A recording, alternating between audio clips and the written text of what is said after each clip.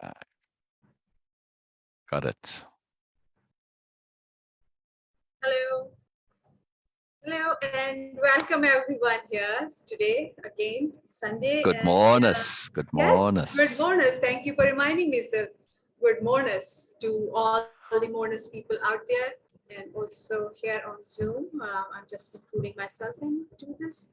There are a few things in life where you cannot be shy. You just need to accept that and acknowledge your own mourners also.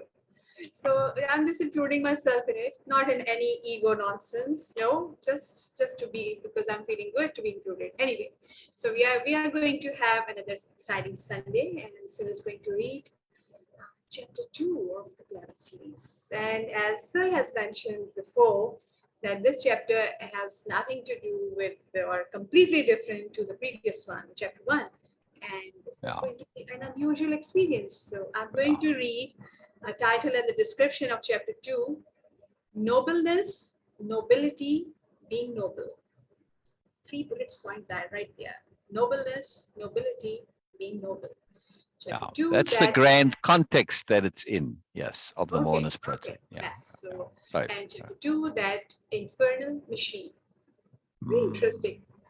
Biella and Shar have an unusual and profound life-altering experience in a most unusual, peculiar, and unexpected way. Life-altering. This is another interesting and unusual term. This is going to like life-altering. I love that. Yes. And Biella and Shar, which is, okay, the Shar sounds very familiar because we have Shar with us. So I don't know that it is going to have any relevance to Shar, to our Shar, or the Shar is going to be a completely different person or a completely different character. We will see. We'll have to wait and what is see. Coming. So welcome everyone. And who's in comments? Who's in comments? Who's in comments? Yes. Who is in comments? I'm asking who. Oh, I'm going to just now because I was just that. So now.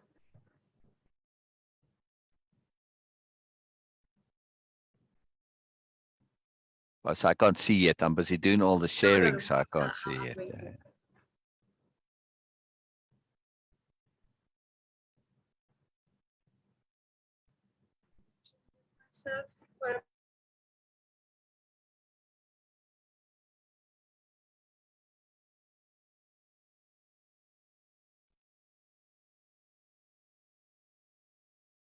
So we have Cheryl and we have Norma.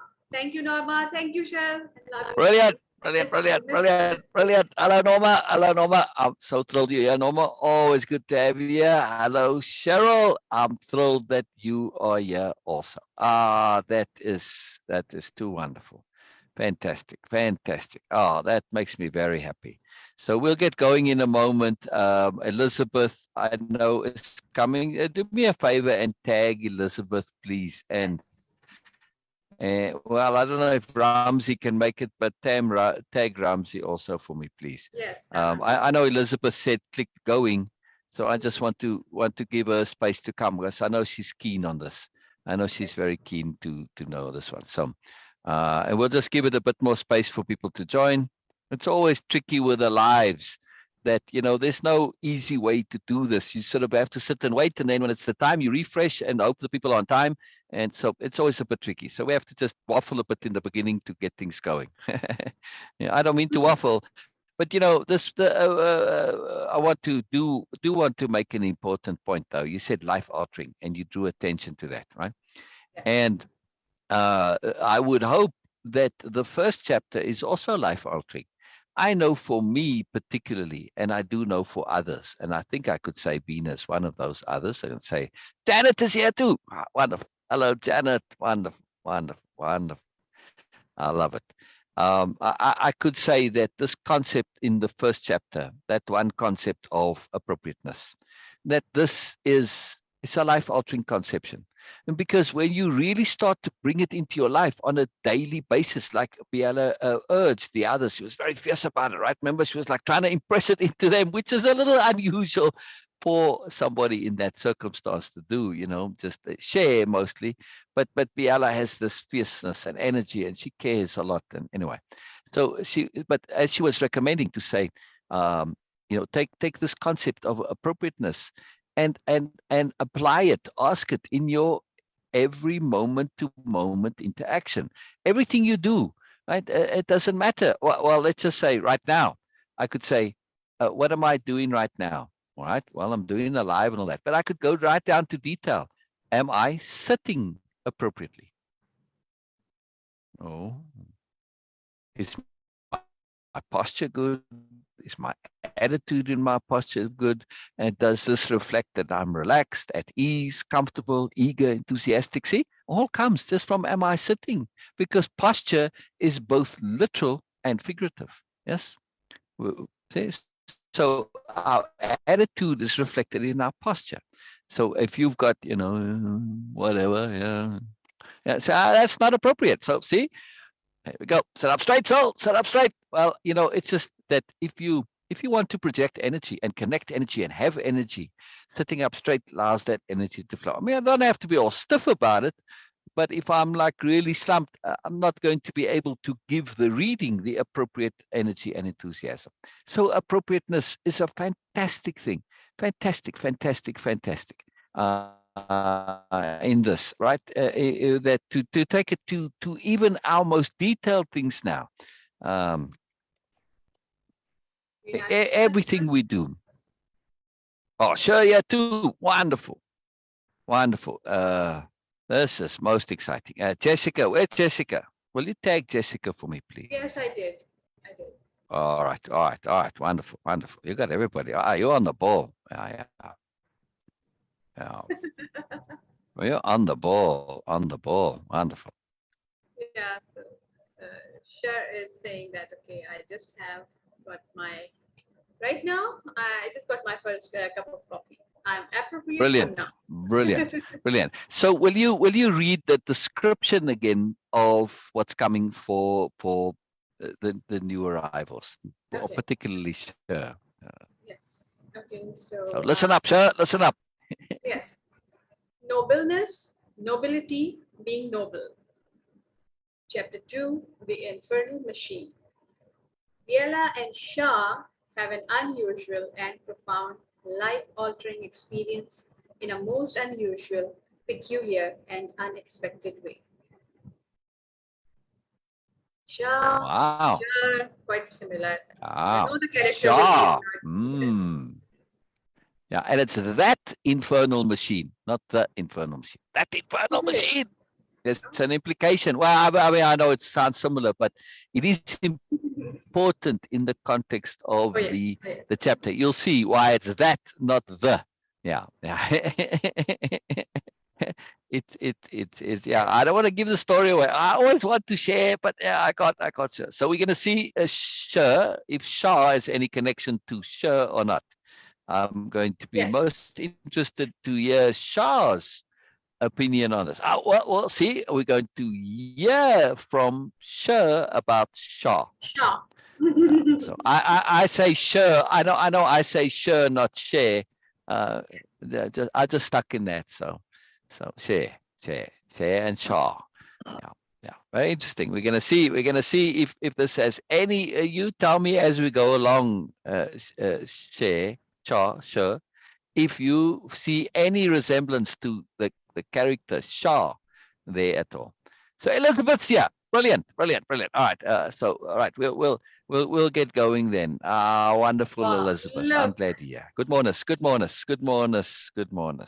So just Ramsey. I hope Ramsey comes. Ramsey has got visitors, so he might not come. So I'm not going to wait for Ramsey. Lisa's here. Where's Lisa? Where's Lisa? I knew I was forgetting somebody. Come on, Lisa. Did you tag Lisa? I just typed yes. Oh, please. Come on, Lisa. It looks so Come beautiful, Shar. on, So cozy. Lisa.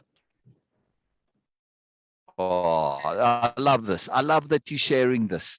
I love Yes. that you're sharing this. Gardens, spaces like this, Moreness. This is a Moreness space, right? This is absolutely Nobelia. Yeah, yes, you've got your small space. You're making the most of it, but it's so gorgeous. It's so beautiful. And did you see the photo that share the photo where you had the light? Because now the light, we don't see the light. No, yeah. Yes. So share Share that photo if you can. So I just got a screen share for that, right? Oh, all right. Let me do it then, because I don't want to mess your phone up there with a screen share. And did you? Oh, you didn't put it in Messenger. I want to go to Shar's profile. You posted it on your profile, right? Yes, I did. We had a storm last night. It So looks like. while we wait, say again. I said we must have had a storm last night while I was asleep because Oh, a little bit messy back here. It's all right. Wow. Yeah, we must have. But the lights are fine. Oh, very good. Yeah. Well, we'll see it. We'll see it in. So, see, look at that. Look how pretty that is. Yeah. Look how pretty that is. And that special with the lights and everything, just so Yes. gorgeous. So tomorrow, Bina, we're going to get some more lights for sure. You know, Oh, yes. in the program that I'm in there, that I can get some more. There are plenty of these little solar lights, fairy lights, all sorts of different lights. So we're going to do that for sure tomorrow. That's very exciting. Look at that. Look at what Shar's showing. Let me end screen share. Hold on. Then we can see more of your plants up close. This is very cool. Yeah. Yeah, this is my all fire good. All plant. good. Yeah. Oh, you know who else is Rashta, Michaela? Right. Oh, okay. Yeah. Love I'll message her. It's okay. Okay. Yeah. Come on, Michaela. So Come on, beautiful. Michaela. So many people. I don't mean to forget you guys. I feel terrible that I forget you, but you know, so many and so many. So yes. All right. So I think Ramsey might be not available. So we'll get going. Oh yes, Lisa. Yes, Lisa. See, brilliant. Okay. Yes, she's not on just yet. You know when she's coming, but she's connecting her audio and stuff. So wonderful. Good morning, Lisa. Good morning, Lisa Unleashed. I love that you're here. This is too fantastic. Hello, It sure Lisa. is. Good morning. Good Yeah. morning. Wonderful. Yes, good morning to you. Good morning to you. So Sher was showing her little bit of Nobelia that she Corner of has meanness. cultivated there. A corner of meanness and moreness. Yes, too wonderful. You I mean love it. I love it. So showing you? Was there an image? Yeah. she was turned on her camera and just showed it by the camera. Yeah. Now I'm having Missed it. Yeah. Show again, please. Show again. Yeah. Right. My coffee. See, I have my first cup. This is what I was sharing. What a beautiful patio. Thank you. Yes. I'm trying. This is my little zen corner. It's too wonderful. It's too wonderful. Yeah, it's my little zen corner. It's where my chair. Oh, your corner of Nobelia. Yeah. And my fig. Yeah. I don't have figs Wonderful. yet. Wonderful. I love it that everybody's here. All right, let's start the story. Yes. Let's start the story. Yeah. Thank you, You know, Shar. just for the replay. I'm gonna read some stories. Likely I'm only going to go halfway in the chapter. We'll see how it goes in terms of time. And I want to leave time for the discussion. So on Sundays, we're doing it slightly different. We may have a little bit of a break here and there in case something really comes up like, oh, that doesn't make sense or whatever. But generally on Sundays, I'm reading and then we save the discussion for afterwards. And then in the week, we go through it, sentence by sentence, and we get into depth. And we go into whatever comes up, which could be all sorts of wonderful things, right? So Yes. this is very powerful. All right. So Bina, if they, Elise is here. Brilliant, Elise. Fantastic. I'm glad you're here, Elise. That's excellent. All right. So I'm going So you have to make. message Iwe. Yes. I did an hour ago already. Yes, she's not online, so I got everybody covered. So what I'm going to do is make this full screen so that everybody can see nicely, which means I can't see the comments, but that's okay. Bina will alert me if there are any comments, or Sher or Lisa. You guys, just read them as they come there. It's very wonderful when that happens. It's a great joy. So I want to share this in the full screen. Here we go. That Infernal Machine, Chapter 2. And this is chapter 2 of the book. The bigger story book is called The New Nobles. But I just wanted to show that little video, yeah, of this, and just for my part, show it. All right. Let me go back to this here. The real magic of anomalies lies in the resolution of doubt. The memory of the magic is a temporary joy, even though it lasts a long time and never fully goes away. But the resolution of doubt, that lasts a lifetime, forever locking us into knowing the decision resulting from the anomaly is unquestionable. Those decisions become anchor points of power, the cornerstones and foundations for a life that builds, a life that builds on magical decisions which are inviolate. Magical decisions we know are long-term overview decisions, decisions appropriate in the overall context, a phenomenal gift. The phenomenal gift of anomalies, the gift of connection to the universal supercomputer, the gift of access from Insights of the New Nobility. There we go. There we go. Wonderful. Sure, I had to come back again. So this is a very deep, powerful quote here. I actually feel like I'm going to read this quote again. Yeah, there's a lot in this, yes? Just to get us started, because it obviously connects to the chapter, right? So I'm just going to wait for Sher's audio to connect, and then I'm going to read it again. Actually, Bina, maybe you read it for us, please, if you don't mind.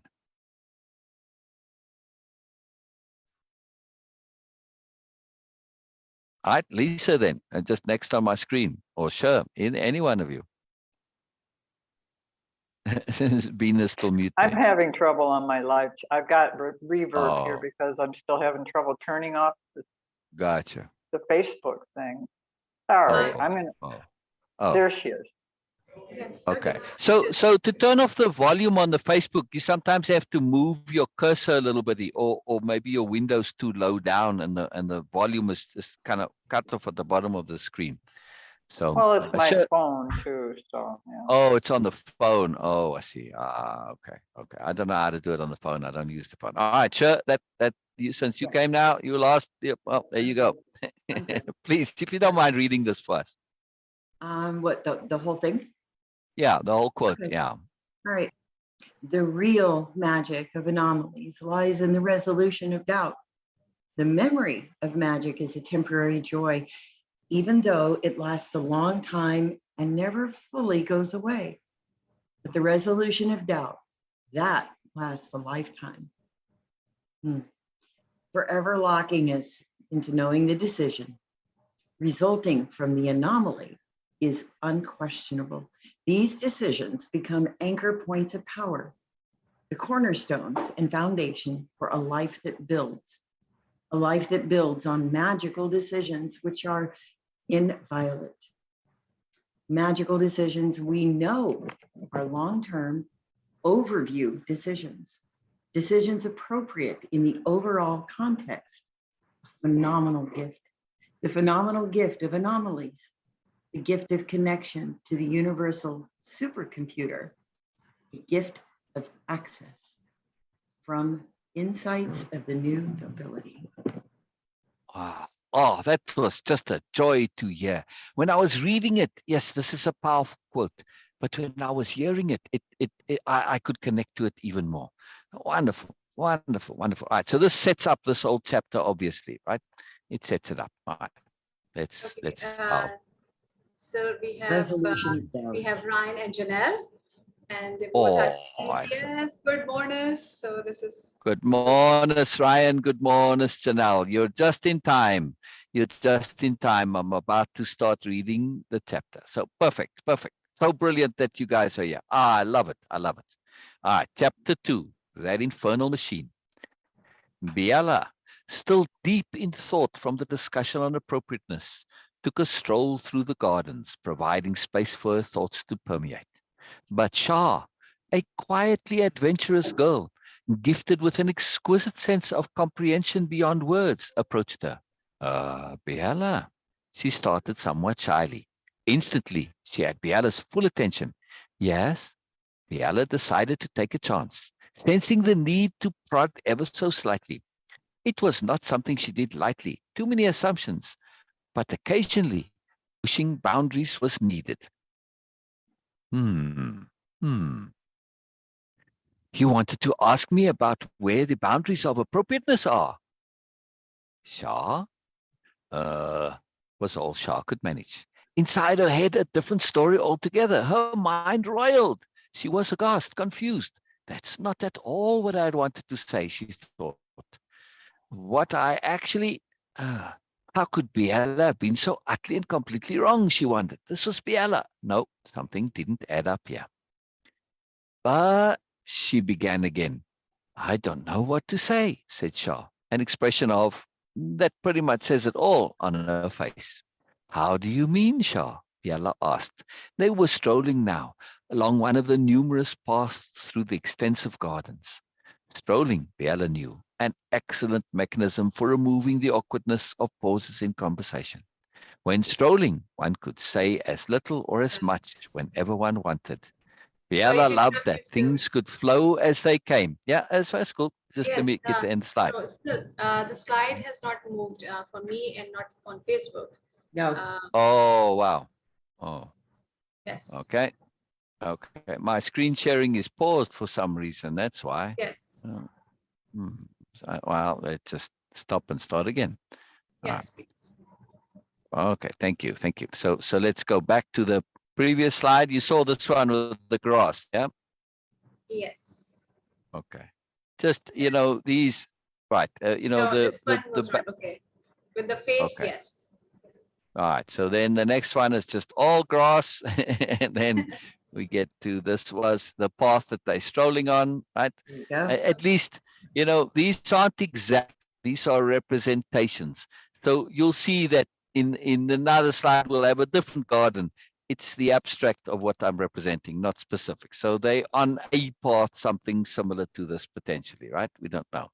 So when strolling, one could say as little or as much whenever one wanted. Biella loved that. Things could flow as they came. Let's play a small game, Biella said with an earnest friendliness. She wanted Shah to know she was serious, but it was not to be taken seriously. You only say the very next thing you are forced to say out loud. Okay? Shah almost said, okay, as an automatic response, but caught herself, smiled and nodded. This should be interesting, Shah mused to herself. I have gone days without saying anything. Biella continued strolling, content to wait. She enjoyed Shah's presence, a treat being near her. Biella happy to hug Shah all to herself, for weeks if need be. Biella had crazy patience, which wasn't always obvious. But Biella had a plan. Biella always had a plan. Shah and Biella strolled through the garden of virtue, a clean garden, tall, neat trees, wide expanses of grass, with islands of plants or flowers representing the virtues. But Biella chose a more direct route to the next garden, the garden of strategic ethics. This garden, in marked contrast to the garden of virtue, being complicated, involved, all types of intricately placed trees, shrubs, bushes, plants, flowers, and grasses connected via waterways of varying sizes. Complex mechanical structures moving water and spreading fertilizer populated the garden. The effect of the experience revealed an artful integration which showed the sophistication and interconnectivity of design favored by the new nobility. Hey, what? Shah suddenly said. Biella noticed a friend of Shah's mouthing something to Shah, her friend too far away to hear. Biella had observed the friend in her peripheral vision, but had deliberately chosen not to specifically pay attention. The comment, pertinent and appropriate to their conversation. Biella felt the familiar surge of joy and excitement whenever these seemingly random, yet convenient and appropriate coincidences came away. Such splendid gifts. Yes, what is exactly the central issue? Biella said, continuing as if this a part of their conversation. She'd use whatever presented. We can get stuck on what? When you have to choose what? When we have to choose what, we often end up not knowing. Not because we have nothing, even though it seems so, but because we have too many choices. She paused, giving Shar the opportunity to mull this over. When we have to choose what, we often end up not knowing. Not because we have nothing, even though it seems so, but because we have too many choices. If I were to say, pick something at random, most of us think context, purpose, why, wherefore, and much more. Without any further input, the choices are innumerable. Without criteria for choosing, no, yes? Biella continued immediately, making the question rhetorical for now. So we're left with the issue of how to choose randomly without guiding criteria. Some minds are just unable to do this. For those minds, there has to be some sort of choice mechanism.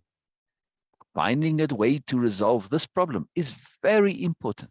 We are prompted more often than we realize by life to introduce something, to start something, to initiate. If you would, task and exercises. Oh, all right, I'm going to skip this one. We're going to go till the next one. Oh, so much exciting stuff here, but I'm going to skip. Biella trailed off deliberately, letting the thought hang between them, maintaining her intent and awareness on the theme, the central concept, keeping it an open question. She'd come to her objective. A small, plain wooden sign, very simply declared, the Garden of Inspiration. Plain and unordinary in every way. If anything, uninspiring, boring even. Biella smiled inwardly. She continued past the sign at the same pace and rhythm, giving no indication this a destination. They strolled past seed beds, areas protected by shade cloth, some covered by glass, some enclosed by glass. Shar was puzzled. She'd been paying attention, her original reason for approaching Biella set aside for now. Things had taken an interesting turn. Shar had had enough training to know staying aware and letting things flow and develop was more than prudent. She'd noticed and paid attention to the gardens they passed through, assuming significance. But so far, nothing implied particular meaning. Biella hadn't indicated anything. With Biella, though, Shar reappraised the garden, slightly confused, finding nothing inspirational. Everything so work-like, functional, organized in a relaxed way, and order without ordinariness being featured. It seemed, it's a nursery, Shah suddenly realized. So obvious. She'd been looking at it from the perspective of inspiration. She failed to see the connection to inspiration. Certainly not where she would have come to be inspired. Passing between a large group of tall palm trees and an extensive greenhouse, they entered an untended area of forest. The trail narrowed, forcing them to walk single file for a while, suddenly coming upon a sharp turn of the path around an enormous old and beautiful tree. This is more like it, Shah thought, appreciating and enjoying the ancient one. Rounding the tree, they came to a clearing filled with. Shah had no way to easily describe what she saw. Whatever it was, it seemed not to belong. It was just odd. Nothing had prepared her for what she saw. It was, well, an enormous contraption, at least a dozen or more long paces across and roughly circular. Roughly using the term loosely. The contraption existed without any real shape. Mechanical arms extending from it in every direction, more than she could easily count. Levers, knobs, protrusions, and casings made of wood and metal, of all shapes and sizes everywhere, as if someone had taken whatever they could find and used it to build.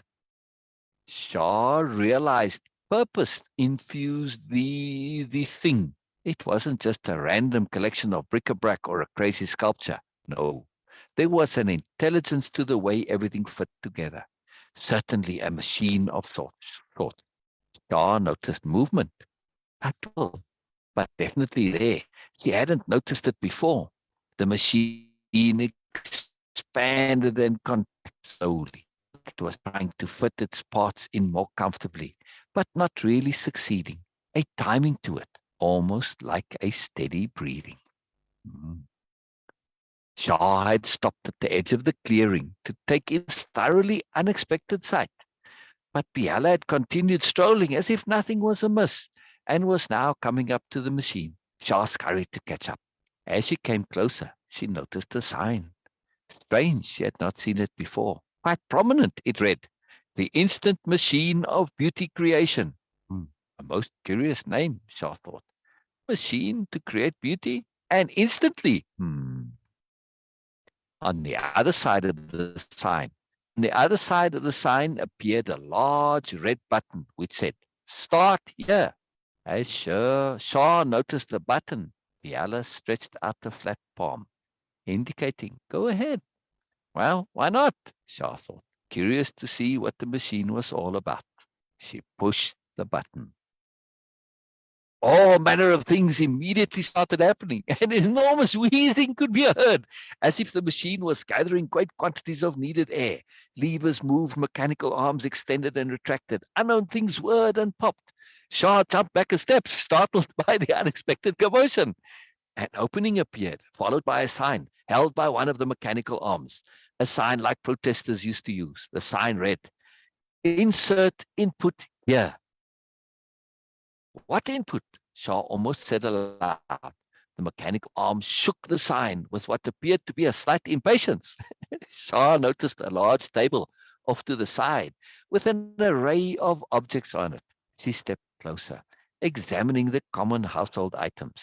A teapot, screwdriver, bowl, picture frame, something lampish looking, a small wheel, various shapes of animals and more. Nothing much bigger than the length of her forearm. All made of a curious material she could not identify. The mechanical arm shook the sign again, this time accompanied by some puffing sounds.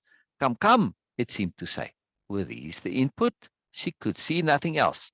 The sign replaced by another read, Pick any one. The sign and the machine, both relatively still, waited. But which one? Shah wondered. What is required? What would be best? Assuming the input was for beauty creation. How could the input the creation? What should she choose? The machine shook the sign. A few huffs and puffs accompanied the shaking. The sign had changed, or had it? She wasn't sure. It now read, Pick any one. Shah grabbed the lampish thing, which was closest, flinging it into the opening, not wanting to keep the machine waiting any longer. The opening closed as the machine appeared to swallow the object.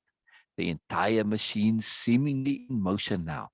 Pipes and chimneys were seen, which had not been there before. At one point, Shah could see something moving along inside a flexible tube. The machine whirred and buzzed, straining occasionally. A loud rumbling ensued, as it spat out what was left of the lampish object. Yes, spat out, no other way to describe it. It had seemed to do so rudely, as if to confirm her suspicions. Another sign appeared and was thrust close to her face. Input unremarkable. Almost immediately replaced with try again. Oh, I went 2 slides.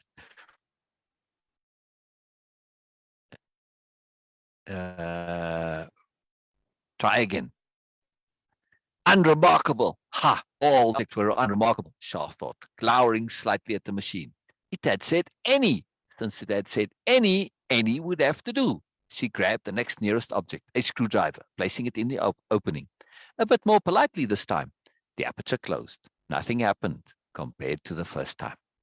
There was something going on, but the screwdriver object stayed near the access.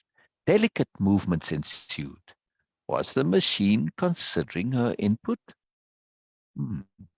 A few moments later, levers and buttons appeared on a panel before her. All seemed designed for external input. The screwdriver now in a glass box, connected to all sorts of tubes. Begin, Another sign waved at her. Shar gingerly pulled at one of the arms. Air whooshed delicately into the box. The air seemed infused with fine particles, but nothing happened to the screwdriver. She pulled on another lever. Water sprayed. She tried a few more levers and was rewarded by various types of air, water, and different types of what could only be a type sort of organic material. She tried a prominent-looking button. Light flooded the box. The screwdriver changed. Its shape dissolved. More multiple tendril-like protrusions began to appear. The tendrils seemed to be floundering. A mechanical arm hastily dropped in a sign from above her, holding it just upside down, which urged, "Adjust! Adjust!" Shar grabbed some of the levers, which previously hadn't done anything. One of them produced a frame of sort. The tendrils latched onto the frame. Other levers seemed to push them this way and that, but no guidance evident. Shar continued working the levers, getting into the spirit of it. Now she could see some sort of effect of her effort. Just as Shar started to feel like she was getting the hang of it, the machine shut the adjustment panel down, and whatever remained in the glass box was ejected. Ejected being a very light way, a very polite way of describing the process. Signs emanated vigorously from the machine, unconnected, boring, unfocused, even one which read, "What were you thinking?" They shook, quivered, waved at her, the machine indignant. One sign high up above the signs and machine, twirled by a long arm, read, "Come on!" Shah felt a twinge of irritation. What's going on here? But she was determined, adventurous in her own peculiar way, and loved when she was made to think. Certainly a most thought-provoking machine. It also provoked a lot more. Shah put a lid on those feelings, resisting an urge to stick her tongue out. Infernal thing. Well, we'll skip these tasks and exercises and keep going. What am I missing? Shah thought earnestly. Take a moment. Shah told herself, remembering one of the sayings she'd learned from the new nobility. When faced with overwhelming odds, retreat a moment and reassess. Give the solution an opportunity to present itself. When faced with overwhelming odds, retreat a moment and reassess. Give the solution an opportunity to present itself. She took a literal step back from the machine. On cue, the signs retreated. The machine subsided somewhat. Just a steady, slow tap, tap, tap was heard. The machine was waiting. Not patiently, but it was waiting. I too can wait. Shah smiled to herself. A deep skill she had taught herself. She looked around the clearing, into the forest surrounding it, at the machine, taking everything in, not looking at anything in particular, just noticing, taking the opportunity to find herself, get her bearings. She heard sounds of animal life, the wind, the sounds of the machine. Nothing exceptional or noteworthy, except the machine, of course. She tried to think of everything, take stock of it all, but something in her wouldn't let her mind focus on anything specific. Shah didn't fight it. She'd learned that much. Just be at ease and let it come, she heard internally. A crow entered her wide vision, still far away, flying towards the clearing. Shah loved crows. She remembered stories where crows had always been integral, they'd been significant. That had appealed to her. While she was thinking this, the crow flew overhead. Shah looked at it directly, focusing in on it. Right as she did so, the crow squawked, made a sharp, hard banking turn, looked back at her, and, with an energetic flapping of its wings, flew off. Did you see that? Shah exclaimed excitedly, forgetting her resolve not to say anything. This had indeed been forced from her, the way the crow had looked at her. No, Biella simply said, waiting for more.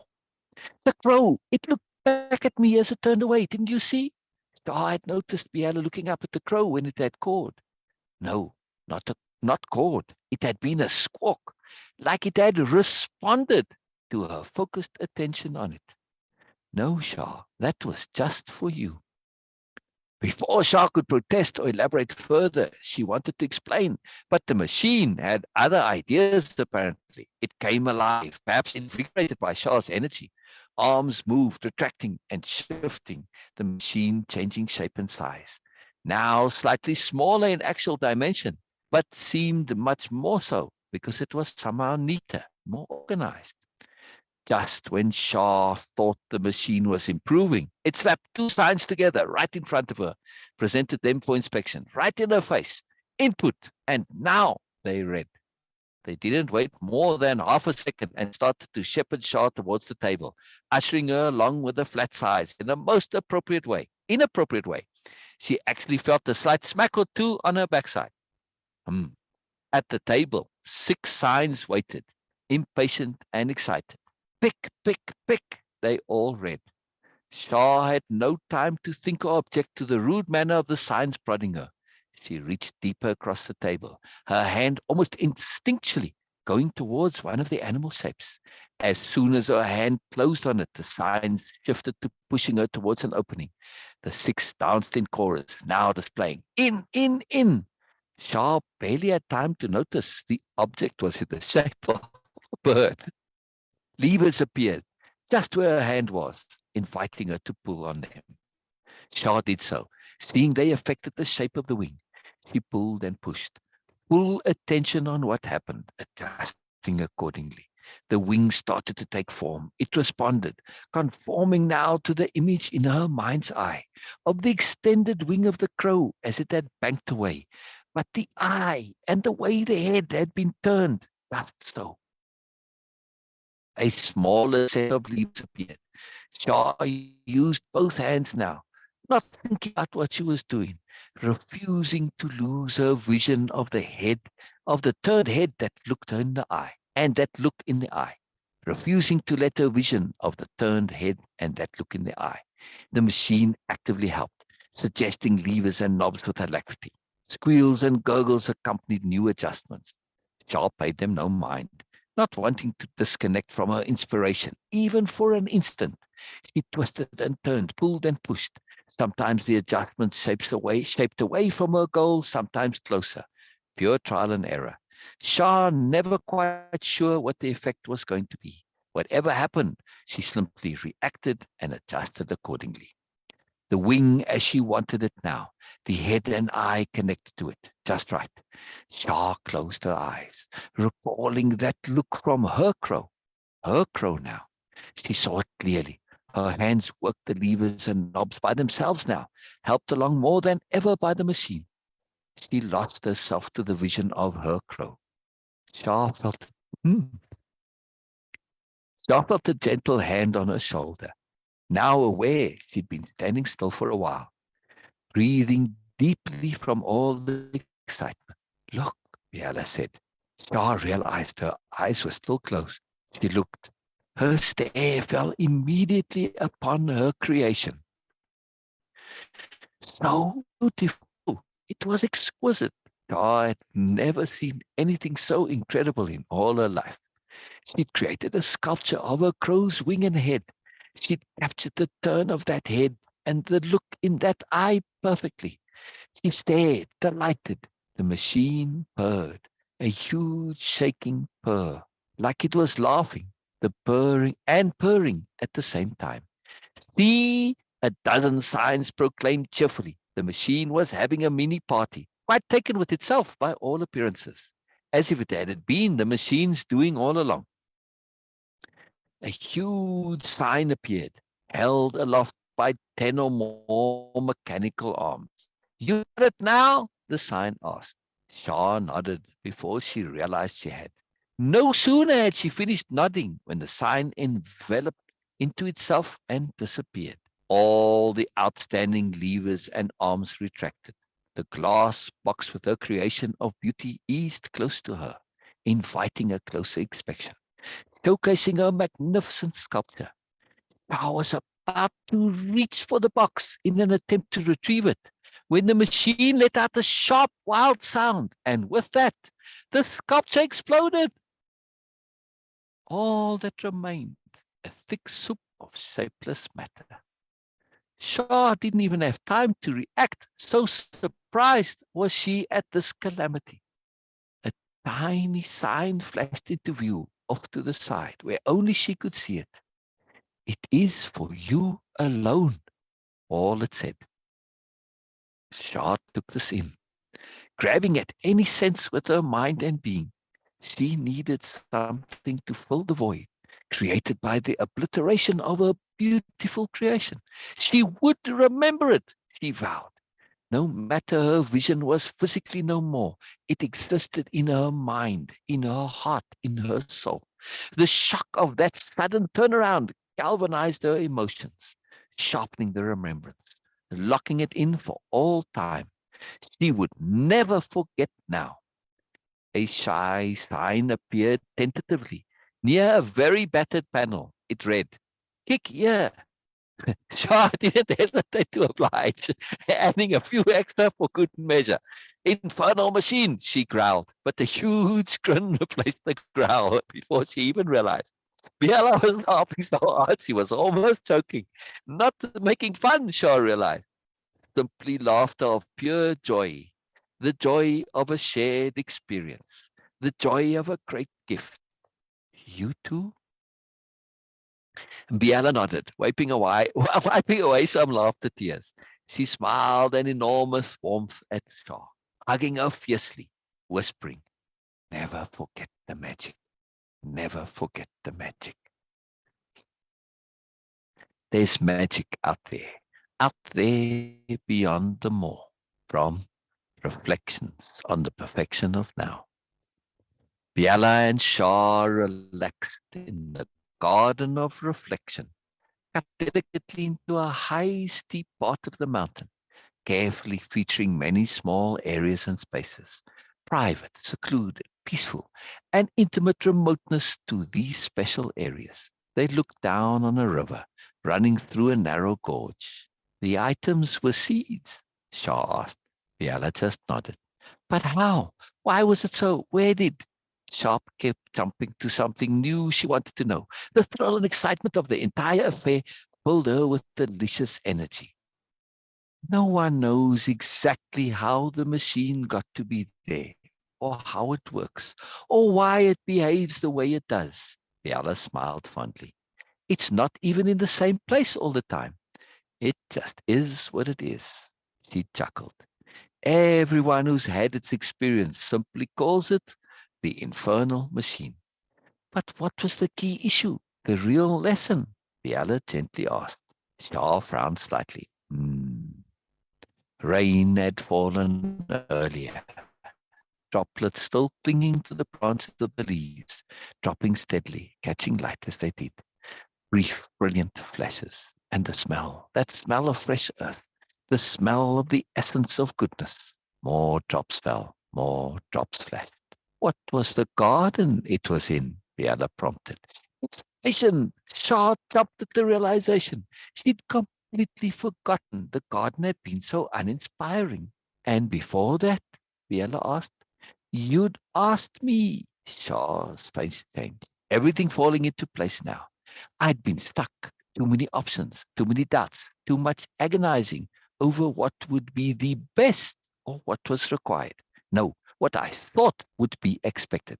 I Shaw paused. I was uncertain of myself. The garden, it was uninspiring, or so I thought. But it's a nursery. Things start small.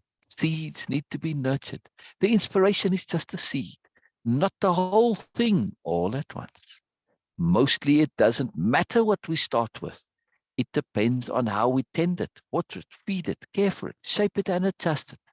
That all comes after we start. The key was simply to start. Ah, blew out a long breath. But what, what was the machine all about?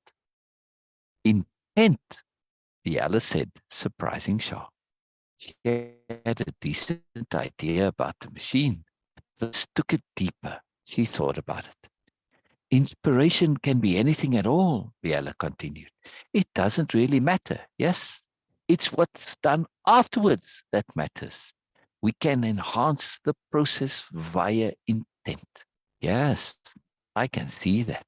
Having an intent shapes and guides the entire process, inspires the entire process, fuels and motivates, energizes, keeps us focused, powers us, adding to us from beyond ourselves.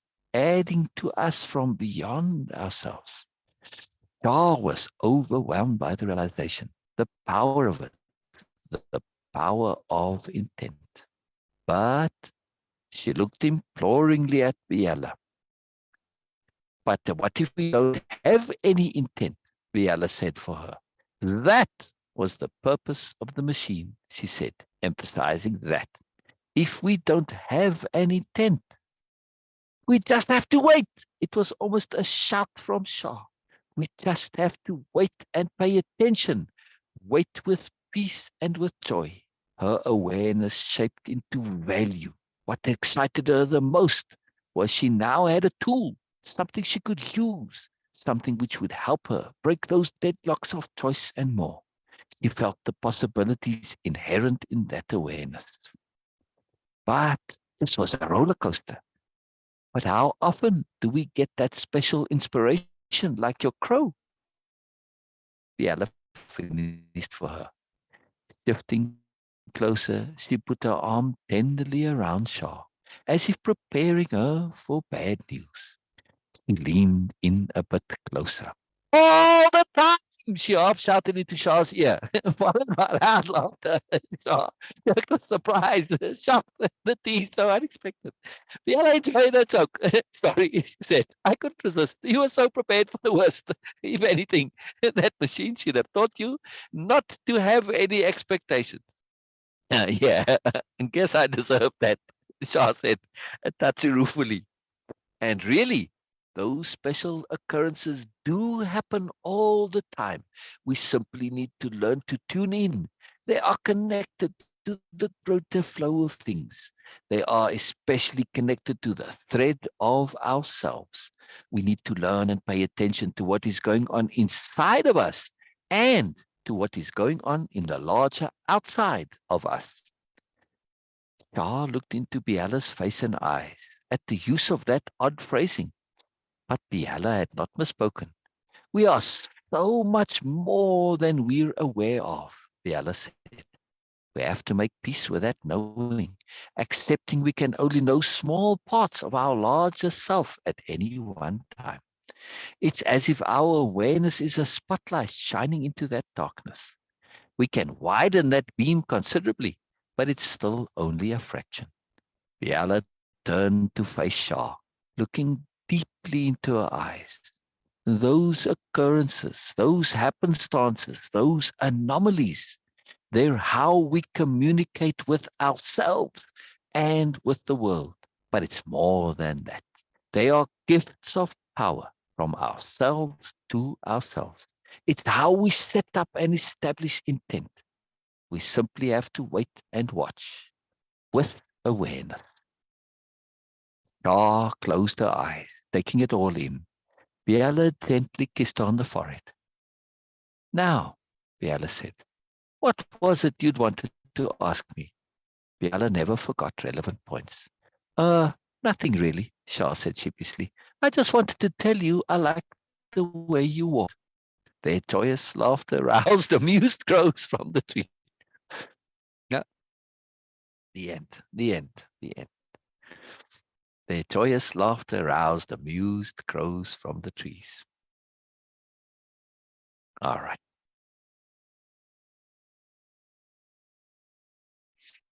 Share ready.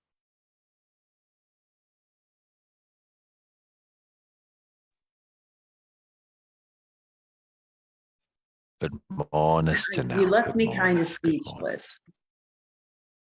Oh, good, good, good. I was so emotional from the story. It stirs me up, the story.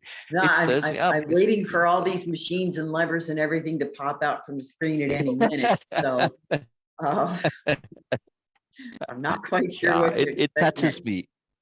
Yeah, it touches me with moreness and joy. So it makes me a bit emotional.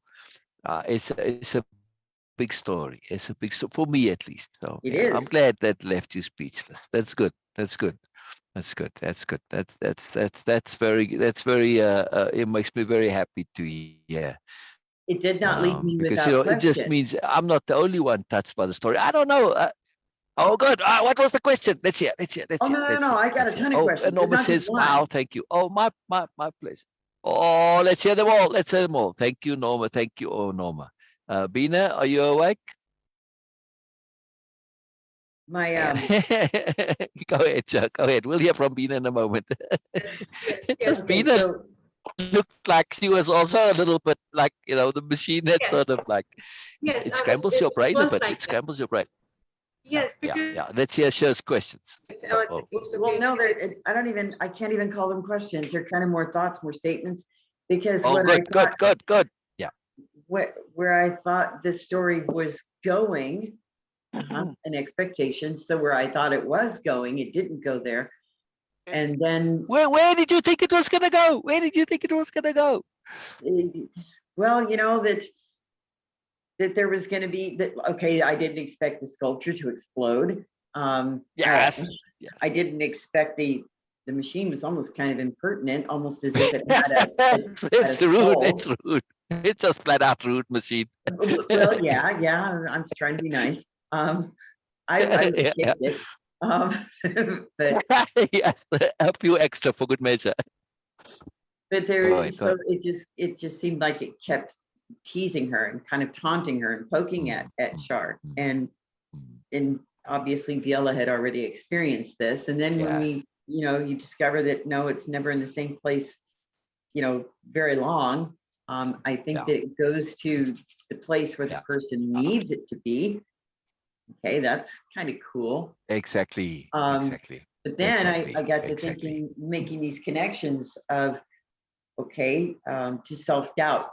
There was, Shar was experiencing, we didn't know it, but later we found out self-doubt. Exactly. She was experiencing a lack of inspiration, questioning herself, whether or not she was able to speak, free to speak, if she could express herself. All of these things were coming out.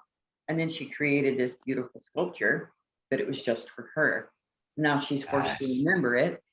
All these things were just connecting, and I'm just like, I Yes. could not. And then when you got to intent, see, I'm all over the board. Yeah. I love it. Then when you got to intent, I'm just like, holy cow, everything connected to yesterday and the day before that we were talking about. And, then to my garden, what it represents, which is, just a little, a place of, it's my space. It's like my sanctuary, my safe space where I can be. Yes. Yeah. But I've got that inside of me. So if I were to ever lose that, we had a storm. I could have lost it all last night and I wouldn't have known it. But if I were to ever lose that, like say I move, I still have it. Yeah. I would Exactly. have that space inside of me.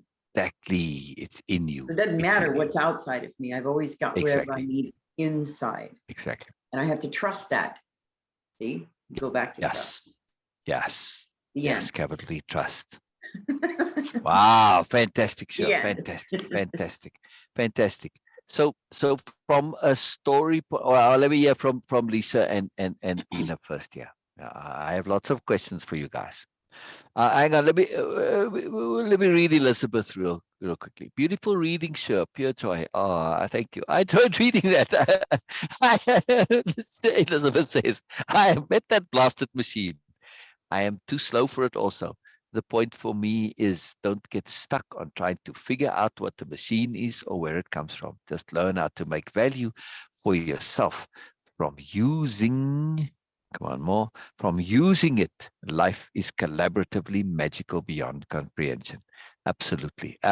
Yes. That machine grabs us every now and then. Absolutely. It's in life. It's in life. Yes. Lisa, Bina, let's hear. Well, for me, I'm a little blown away at the all-inclusiveness of it, because Wow. it's like it's so deep and there's so many layers. Yes. And I had just been this morning before coming on like reading one of the slides for WOI, Mhm. and you know, writing down feedbacks and takeaways, and even it is like I can see how it includes that too, and it's all inclusive of everything. Yes. And the name of the garden, how the name of the garden becomes, to tie it in with my reading of the WOI. Yeah. I won't get into specific, but like That's all good. like the garden, the name of the garden becomes the what exactly, quote unquote. And that's Yeah. what that becomes the intent. That it Exactly. itself, the garden itself has this like, it's application. It's an application, Exactly. and then Exactly. you have to be Exactly. appropriate to it. You have to give it the respect and the time and the focus while you're there as a place Yes. with your heart and your mind and your soul, and you need to Yes. you know, immerse yourself in it. Yeah. Yeah. Yeah. Yeah. I'm hearing capital H, hearing capital P, pertinence, and capital R, relevance. So the story really connected in a very pertinent and relevant way to you, Lisa, and what you had been doing and what was inside you. Yeah, like the whole story connected to inside Shar. It was pertinent and relevant, and it pulled all that, and it was a bonus for her. So the story had the same effect on you, yes? Yes, and it. As a side note, other thoughts that were running through my mind were how almost every slide was like would make. You know, I imagined that you were sitting in some bookstore reading with a bunch of little kids sitting at your feet, and that you were reading to these kids, and they were just looking up, and they were just so engrossed in your excitement of it. And I thought to myself, you know, really each of these slides, or a couple of them or whatever, would make incredible, with some adaptation to the age group, would make Yeah, incredible children's books. absolutely, And absolutely. what a great way to Yes. teach the young from the beginning. Yes. You know, when I wrote these, so I wrote chapter 1 and then chapter 2, and they were written together. Then there was a bit of a break, and then which is now chapter 2, came. So chapter 2 was written after chapters 1 and 3, and then they got rearranged in the order because this is a separate story, whereas in chapter 3 it starts to start a longer story which continues in the rest of the chapters. But this is a little standalone story. But when I wrote these first chapters, particularly this chapter and the previous chapter, to me, they were absolutely a children's story. That's how I thought of them, because I was telling a story to my inner child. So, Yes. so there's a very, very appropriate. Yes, there's a lot to the story, but that doesn't mean it cannot be a children's story. Absolutely not. I think children are way more than what we think they are. Absolutely way more. Right. And what they don't get now, they'll get later. It doesn't matter. Yes, it doesn't matter. So this was my intent, at least when I wrote it. I didn't intend to write it as a children's story. The intent of the writing in the first place was to take this deeper philosophy of way of impeccability and the concept of nobility and all of the stuff that's inside me. And instead of writing it in a boring theoretical thing, I said, I want to show this via application. So this chapter, if we go now through it as our dictionary of power, we say, what does this illustrate? What is the application here? Perspective shifting, thoughtfulness, power pause, right? Thinking things through to the end. All of the things in our dictionary of power, they all come up there. You know, appropriateness, adaptability, flexibility, fluidness, thinking through all sorts of stuff, right? So it demonstrates it, right? And you see how Shar already, she's still learning, but she's already learned a few things. We also see her applying what she's learned, and then Biella comes and she brings a bit more. And this is going to be obviously the theme of the book. So we get things from all sides, right? Get things from all sides. So but after I wrote this and when I reread it to myself, I thought, wow, it seemed to me very much like a children's story. Yeah, but for our inner child rather than just specifically age appropriate, because it's all ages, right? It's definitely there. So yeah, very cool comment, Lisa. I'm really thrilled that you picked up on that. Bina, But it let's could hear. be both. Bina. It could be both. It could be Of both. course, it's both. Yes. Exactly, absolutely. And part of the intent of writing the story is multi-layeredness. Like you said when you first started sharing, you said, man, there's so many layers. Absolutely. This is just, for me, I love multi-layeredness. And, over the years of my life, this has just become a part of how my brain works. There's always more, right? There's multi-layers. I love it. So yes, there's tons of multi-layeredness. That's why it can be for anybody across all ranges, right? You can pull out of it what connects to you. Bina's looking so contented. I want to hear from you, Bina. Okay. Come on, like you are copying me anyway. Yeah, Thank but you. I'm getting into your mood because this is a mood of listening. Isn't it a good mood to This is a listen? mood of listening, capital H hearing, and yes. Okay, I completely, as Lisa was mentioning and as you were explaining, and Cher was saying that along with all those things, specifically what Lisa was saying about children's story, exactly this is the mood. And I was assuming that, okay, this is a deliberate thing, that, okay, that you made that in a way, because as children, they are the most receptive species. They don't get into any resistance whenever someone comes up with any idea. Okay, now let's just try. Okay, I'm just sharing, for example. Okay, now I'm an aeroplane. They will not go into like how you can be an aeroplane. They will just straight okay, yes, this is who I am, and everybody will follow that. This receptivity, Yeah. this following this thing is so amazing. And I was assuming that you wrote that story, you write that story in a way where people can be actually more receptive towards that.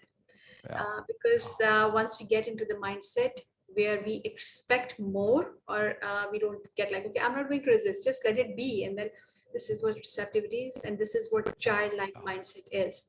So for me, it is, yes, this is the thing. The second thing, a bit unusual, because when you introduce the idea of that infrared machine, the way that machine was behaving, I was thinking that, okay, what machine is just follow the automatic instructions. This is the idea of machine operates on that. And I was thinking we all, at least some of our aspects are also like machine, until we start living deliberately. So we just follow and we operate it in.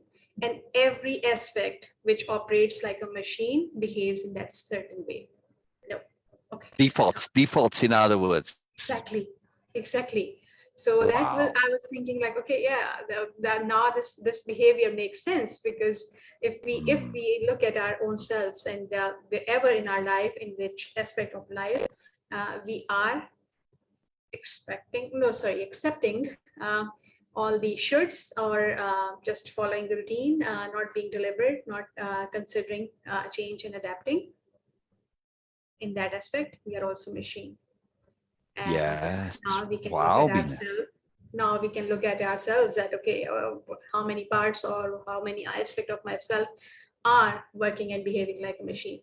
So this is a very interesting analogy for me, to look at it. Okay, the second thing about this whole story, the mood of that story. This mood actually just pulls you down to just sit and just observe with the trust. This is the practice of Wow. trust also, that, okay, yes, I'm just sitting, I'm listening, I'm reading, I'm observing the story, because I'm trusting that there is some moreness. So we all were practicing this capital R receptivity and also capital D trust there, because Letting even it come. yes, absolutely. So that is something I was feeling like, okay, that's why we all were in a bit relaxed mood. Whenever we get relaxed, our senses are not like always on guard. So when we just let go of our controls and we just sit and relax, then we feel sleepy. Brilliant. This is the magic of the Yes. story, because we don't need to be alert all the time. That's why we get sleepy. Like, okay, yes, I'm in a receptive mode, so just let it be. So that is something. Yes, when you were saying, okay, Beena, you also look sleepy. Actually, yes, it feels like. Actually, Yes, yes, it and feels that's like that. ideal. That's ideal. Yes, Exactly. ideal. Yeah, Exactly. You're not having yeah, your controls. yeah, You are not yeah, resisting. yeah, yeah, So yeah. that is something just Yes, jumped out to me, and I love this story. yes, That it has a bit of unusualness in every behavior. yes, yes. Thank you. This is like, Thank you. okay, Thank so you. why? And then you just look Yes, for more. This is again, it's a yes, practice and exercises of looking for more, because like, okay, yes, they are behaving. Why they are behaving? So must be something behind that. That is very, very yes, interesting, and of course yes, very profound yes, to have that story as a practice thing yes, and yes. exercising, like a workbook for us. Exactly, exactly. And obviously it sets this up for the rest of the book. Yeah. That you're going to Yes. have this in your mind now to start questioning what more, what else. Yeah. Yeah. Exactly. Yes, Thank you. yes. Keep going. Keep going. And the other thing about because we have Shah, and in that story it has Shah. Oh, we forgot about that. Yes. So what do you think, Shah? Any connection? I personally feel that There was. all those, sorry. I said I felt like there was. Wow. Wow. Oh, let's hear. Let's hear. Let's hear. Um, Go. okay. That's fascinating. That's fascinating. I mean, Well, this I wrote the story before. I just for I you know. know, but see, Yeah. and you Yeah. also Right. wrote this story. I can place Bina in there as well, and I've placed Norma in there. Many of the people in our community Yes. I have Yes. placed in there. But the It's cool thing Yeah. is you wrote this story before you knew any of us. So, Any yes. of them. Exactly. Exactly. so now tell us again that you're not a wizard. You know, I'm gonna say You it. know, There it it's the is. beauty of it is Shah, is because I'm touching on the moreness that is in all of us. Yeah. And that's what you're recognizing. You're recognizing the moreness. And Yes. that moreness is a moreness that we share. We have our individual morenesses, but we also have a shared moreness. And that's what you're connecting to. That's Yes. why you're seeing Lisa and Bina and Norma and Cher and Cheryl and everybody in there. It's too See, and fantastic. I Talking also about saw the. Cheryl and go Well, ahead. I mean, it's the same as with Ursula. You know, I see so much of Exactly. myself in Ursula, Exactly, Ursula and me. exactly. Yes. Now, between the two of Ursula and Shah is a hell of a lot more Ursula in you than Shah, I Yeah. feel, but still. But that's the magic. See, when we have real people, we start to get, at least to me, right? I feel if somebody is kind of real and genuine, we're going to Yeah. connect to them. Why? Because they are real and genuine, and we see that as part of us. Because realness is all of everything, right? We may Yes. only exhibit or emphasize certain points, but that doesn't mean that it's not there. It is. So Right. realness is in all of us, and this is a big deal. Bina, would you read Norma's comment for me there, please? Yes. Okay. Before I go, this is exactly sure what I was about to say, that all the characters in the story, somehow we all have some part of it. Not someone is like, okay, exactly 100% like, okay, like you are like Shah. No, you have Shah, you have Biala, you have someone else also, Exactly. like Ursula and everyone. Exactly. And same with Yeah. Yeah. everyone also of us, because it's not something I'm just saying that to make myself good and or make myself feel No, good no, about of course myself. not. No, Right. this Right. is exactly what it is. And with Yes. that the same attitude of that machine also, Yeah. Yeah. Oh, that this pleasure, is also, Janet. yes, this is You know, also in us. So in some way, of course, we are trying to be deliberate all the time, but we are machine also. yeah. So and then Yeah. we have this power Exactly. to create beauty out of Exactly. everything also, if we want to and if we Exactly. need to. Exactly. Well, the Okay. machine kind of Exactly. reminds me of the cheeky side of the universe. Yes. Yes, exactly, exactly, exactly. Now, there's obviously a deeper logic to it, and I'll go into that in a little bit here. But I want to Yes. hear, please, Janet, share more, share more. I want to Yes. hear more of Okay. your thoughts. So, Okay, so so I'm just reading Norma's comment please, first. please, please. It was strange with you reading it. I didn't feel any concern that bad things were going to happen around the corner to me. Oh, thank you, Norma. And Wow, then thank you. share that trust with exquisite deliberateness. There is always more. Yes. And Janet says, okay, first, thank you for this. So she just said love. And then Janelle I want to says, hear more. I want to hear, hang on. I want to hear more from you, Janet, please. yes, Sorry, you can't, that's just way too little, right, Bina? We need more. Sorry, yes, Janet, you got to share more. You got to share more. And Janelle saying that wonderful reading, it got me a little emotional at the end. Initially, the machine aggravated me with its rudeness and impatience. But okay, but allowing the story to unfold and letting go of my own expectation for the story, I was able to journey with the characters freely. So brilliant. Wow, This is so brilliant. wonderful. And Wonderful. Janet says, I am reminded it's not happening to you, it's all happening for you. Yes. Yes, Janet. Yes, Janet. Yes, absolutely. Ah, wonderful point. Wonderful point. And wonderful point, Janelle, also. Yes, this is yes, absolutely. I love it. I love it. So cool. So cool. So cool. So cool. So on that, letting it story and expectations, as Janelle was saying there, right? Lisa, do me a favor. Will you read Elizabeth's? Sure. I like it when you guys read the comments. It just, I don't know, and comment on them when you read them too. I want to give just real quick. I know this is kind of off the point. Please go, jump. I really want to recognize that Elise was in here listening to the story this morning. Yes. So got to give a special shout out to Miss Elise. Yes. Good. Kind of newer to our community, and I think it's wonderful to see her here today. Yes. So please, Elise, we want to hear from you. Just because you're not here, well, you've come once or twice before, but, I want to emphasize this for everybody. There's no such thing here that you can't share because, well, everybody's sharing, they come regularly. No, nonsense. You can share even if this is your very first time. There's no issue here. This is very inclusive. We want to hear from you. And it doesn't matter what. If you're not sure, say it anyway, right? And that's part of why we are here, is to create an environment where you can share even when you're unsure, unshare. when you're awkward, uncomfortable, you can share. This is a place where there's no competition, there's no grading, there's no good, better, best, there's no right, there's no wrong. None of that exists here. Just pure sharing, right? This is very important. All right, sure.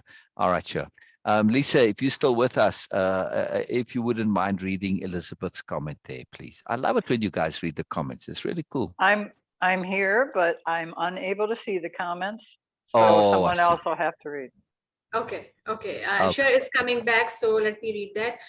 Elizabeth says, it's like abstracting the mechanics of life. Yes. Seeing behind the facade of the great theater of how things seem to be. Recognizing the part or role we play in what is unfolding around us by how we are choosing to participate. Intent and attitude in what we are choosing to see happening. Recognizing adjustments can be made accordingly. That last part. Recognizing adjustments, capital A adjustments, can be made accordingly. Yes. That's the fluidity, the flexibility, the adaptability of appropriateness. Yes. Is that recognizing adjustments can be made accordingly. So when we combine this chapter and the first one, like Shar said, I now have a tool, something I can use, which has got a bunch of them. But yes, very, very powerful. So about this adjusting accordingly, the logic of the machine. Once you know it, you can't really have a second experience. Who knows? It might be different. But because it's new and unusual, its rudeness, its prodding, its infernalness, right? It's there to shift you outside of your usualness. It's completely unexpected. And so you don't really have time to stay in your usual mode. And that's the purpose. It puts your brain into a different space. Yes. And it's looking to not necessarily be an appropriate space, but it's in a place that's other than your usual. So you're not having the usual limitations and the usual constants. So this kind of pressure, as it were, it puts the brain outside of itself, and therefore it opens it up. And then when the machine retreated, and that point came to Shar, If she hadn't, maybe the machine would have prodded her to do so, where she just stepped back and she looked around and she started to pay attention to the world around her. And then the anomaly came. Yes, now that anomaly is very significant. Let's go back to the opening quote. Remember the opening quote? Yeah? Yes, abstractly, yes. Not exactly. Yeah. Yeah, it's because it's a huge quote. But now when we go back to that opening quote, now it starts to fall into place. But one other point before we go to that opening quote, because that opening quote is going to connect to a lot of stuff. There's going to be a lot there. By the way, I only wanted to read off the story because I thought it would be too long. But then when I was so immersed, I couldn't stop. Will you read it now, please? Ina? Sorry, say it again. Will you read Janelle's comment there, please? Oh, Janelle's comment, yes. Okay. Yeah, while I find that quote, I'm just scrolling back to get to it. Ah, here it is. Okay.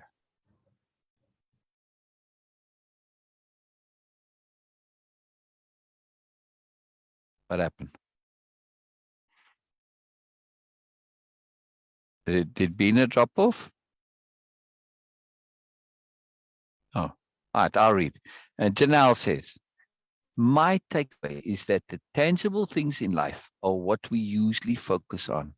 However, if we perspective shift, yes, capital P, capital S, perspective shift, hyphenated. If we perspective shift, those tangible things are not what we take with us. Rather, the gift is in the intangible, the shared experiences of life. This is the gift that becomes part of us.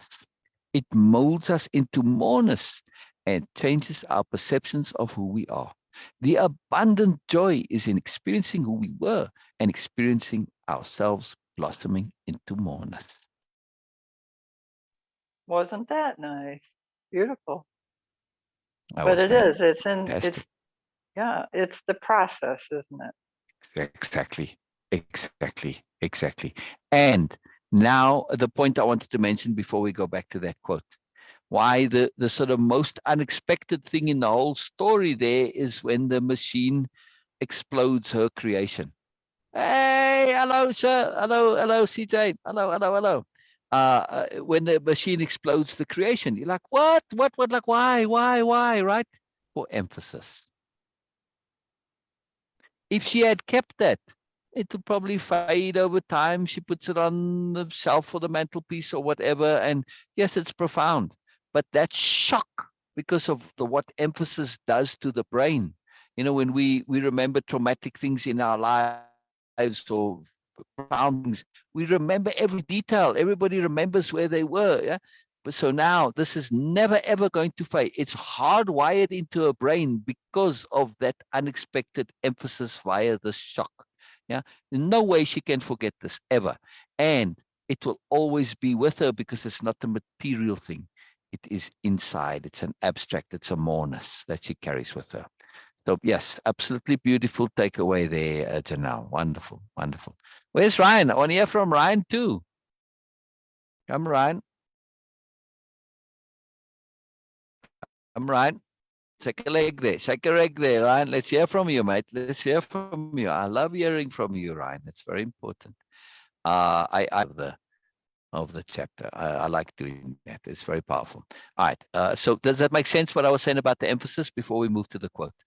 Why that was necessary in the story, or at least why the machine understood its necessity. Yes? Make sense? Oh yes. Uh-huh. Yeah. Right. Shock. Shock. There Exactly. was a Don Juan used that technique too, Yeah. didn't he? Yeah. Or Carlos Castaneda. Yeah. But like, yes. Yeah. And while you're finding that quote, I was all along, like the next comment I had was about the name of the garden, inspiration, because that, you talked about how Shar stopped and looked around and took everything into her and allowed Yeah. herself to be affected by her environment and to be quiet Yeah. and to be open and receptive. And then the anomaly happened with the crow. Yeah. The process of how we are inspired and what Biella was saying about you just simply have to wait until it comes to you, Yeah. and you can't rush that. Yeah. And that is all very that I was Yeah. a significance to me too. Yes. Like to remain open and have patience until it happens in a real way, Yes. not to force Yes. it, not to pretend, not to Exactly. make something Exactly. up because you're bored, not to Wow. to just Yeah. let it happen, because Yeah. otherwise Yeah. it may not have the same value, Wow. So I have a if big that makes question sense. for everybody. It makes total sense. So following on what you're saying here, right, Lisa, and everybody, I want to ask this question to absolutely everybody here. So yes, type away, Ryan, type away. We'll see your comment. Type away. I want to hear your takeaway. But I want to ask a big question. In that moment, in that space that Shar created when she took that power pause, right? That stepping back, that's power pause, yeah. And she opened up and she looked around her. She wasn't specifically, deliberately, consciously doing anything. She was just following her training, which said sometimes you've got to step back a bit and let it come, right? But did she have an intent in that moment? Now, when we say intent, we usually mean it to mean, from Way of Impeccability, as something that is deliberate, that's conscious, that we do purposefully. But in this case, was there an intent that she had, but wasn't necessarily clearly aware at the time that she had it? Afterwards, she would say, well, yeah, I did have an intent, maybe. I'm asking, do you feel that in that moment of a power pause, she also had this in the back there somewhere, an intent going on? Well, she was in the garden of inspiration and Yeah. And being affected by her place, the place itself, and the yes, environment and the intent of the yes. garden. And the machine's intent, yes. And And the actions that prodded her, right? I mean, look, there was the machine's name, right? We call it the Infernal machine, or that Infernal machine, but its name was the machine for instant beauty creation. And it was prompting her input, right? So by the time she was stepping back, there was a lot of things going on in her that essentially she had an intent to be inspired. Yeah. If you sum it all up, yeah, right? Right. So it's very subtle, though. My point that I want to make here is that that when we are doing this, we are waiting for whatever it is to come into our life, whether it be inspiration, resolution, solution, guidance, path, whatever, right? Norma says, definitely she had intent, but was still carefully assessing. Exactly, Norma. Exactly. A very, very magical, marvelous comment there. Absolutely. You touch it exactly and precisely. What I want to say is that when we are doing that waiting, as you elucidated on, Lisa, letting things come, being patient for anomalies, for inspiration, for connection from the world, for moreness from the world, the universe, from moreness itself. Yes, when we do that, we can also have an intent to have whatever come to us. So even though we open, there's still a subtle intent, an intent essentially for moreness. Yes, it's very powerful, yeah. very powerful. So the anomalies come, and yes, they come. Sometimes they bring us stuff that we had no clue that we needed or wanted, right? But they are also connected to intent. Yes, we have that deep intent to moreness, that intent to goodness. So it's very, very powerful to realize that anomalies are connected to our intents, whether those be overt, clear, conscious, deliberate intents, or subtle inner intents, in the background intents. Doesn't matter. Doesn't matter. Bina? Yes, I was when in that particular scene when this power pause, she was taking that power pause. I assume that okay, she has no other intent but just to be appropriate, because she was following those prompts from the machine also, like, okay, yes, just do this, and she was following that. And also the queuing from the Biella, not directly queuing, but of course that, okay, the way she entered in the garden, and the way she actually just proceed towards that, it shows that she was aware. So it was like, okay, yes, now Yes, all I need is just to be appropriate, and this is what she was exactly, doing. So the intent was exactly, to be just be appropriate, because exactly. that machine was unusual, and Yes, the yes, behavior of that machine was more unusual, and exactly. and a simple kind of like, okay, not technical, but a very simple and obvious Yeah, name of that machine yeah, to yeah, create yeah, beauty. Okay, yeah, like, yeah, so yeah. everything And was so just very yes, bold, but all you have to do is to just to be appropriate. exactly, exactly. And what is the very first line of the chapter? The very first sentence, not the quote, but the first sentence. It was Okay, I don't remember well, I'll read it in a second. it. Uh, the kettle, you'll just have to wait. And the very first sentence of the chapter itself, not the opening quote. Mhm. Biella, still deep in thought from the discussion on appropriateness. Yes, Right? yes. So this connection to appropriateness is very important, because yes, we've had a break here, right? But for Biella and Shar, they've just come out of this, and they're still thinking it through to the end, mulling it over and applying it, because that was all about application. Remember, Biella's like real pressed to say we've got to apply it in everything. So not only does Shar have appropriateness going on in her, but Biella has this. So she also has an intent for a demonstration and application as example, whatever, something about appropriateness, right? So that's how she follows through this. And when we go through it during the week, there's lots of little nuanced things that we're going to come to, and that chance that Biella takes, and that so completely kind of blows Charles' mind in the beginning, that essentially she says wrong, but she's still an aspirant, she's learning.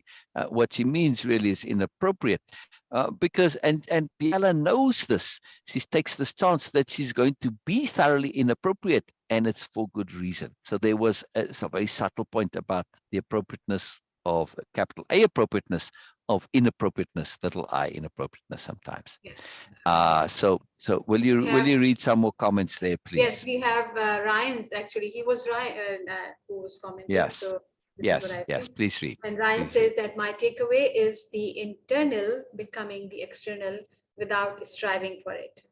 Yes, absolutely. Yes. I heard a verse before I came on, Matthew, okay, 6.33, which states, seek first the kingdom of God and everything else will be added.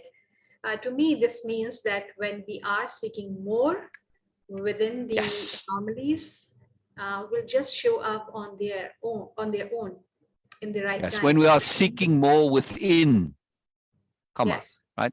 Yeah. yes. Within, the anomalies will just show up on their own in the right time. When we meet Mm, them without working or striving for it. Massive mm, self-trust happening here. yes.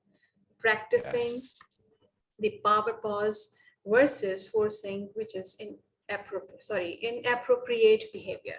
Okay. Wonderful. Practicing the power pause Wonderful. versus forcing Wonderful. inappropriate behavior. And then Shir says, Wonderful. Hang on. I want to just take in Ryan's comment here a bit more. yes, That's a very, very marvelous takeaway, and summation and illustration of all the different points. This is very powerful. Seeking that in your language, kingdom of God. Yes, maybe somebody else's is different, but it doesn't matter. It's the same abstract. It's moreness, right? And when we have this intent to moreness, this intent to reach the kingdom of God, this intent for Nirvana, Satori, whatever you call it, it doesn't matter. In the abstract, it is moreness, or your understanding of how that moreness is particularly applied. But the point you are making is, when seeking more, capital M more, thank you, when we are seeking more within the anomalies will just show up on their own in the right time when we need them. And that's the key. That's what I was saying. When we have this intent to moreness, what we need comes from inside, from outside, and in anomalous ways. But of course, we need to be open for it. We need to be open for it and be prepared to wait sometimes, right? This is very important, because if we're not, the moment you're impatient, you start to close. Yeah. The moment we're You start impatient, to pull all those levers and push all those buttons, and the machine just starts laughing at you. exactly, exactly, exactly, exactly, exactly. You've got to be in attunement, in other words. So very, Yes. very powerful, very powerful. All right, please keep going, Bina. Please keep going.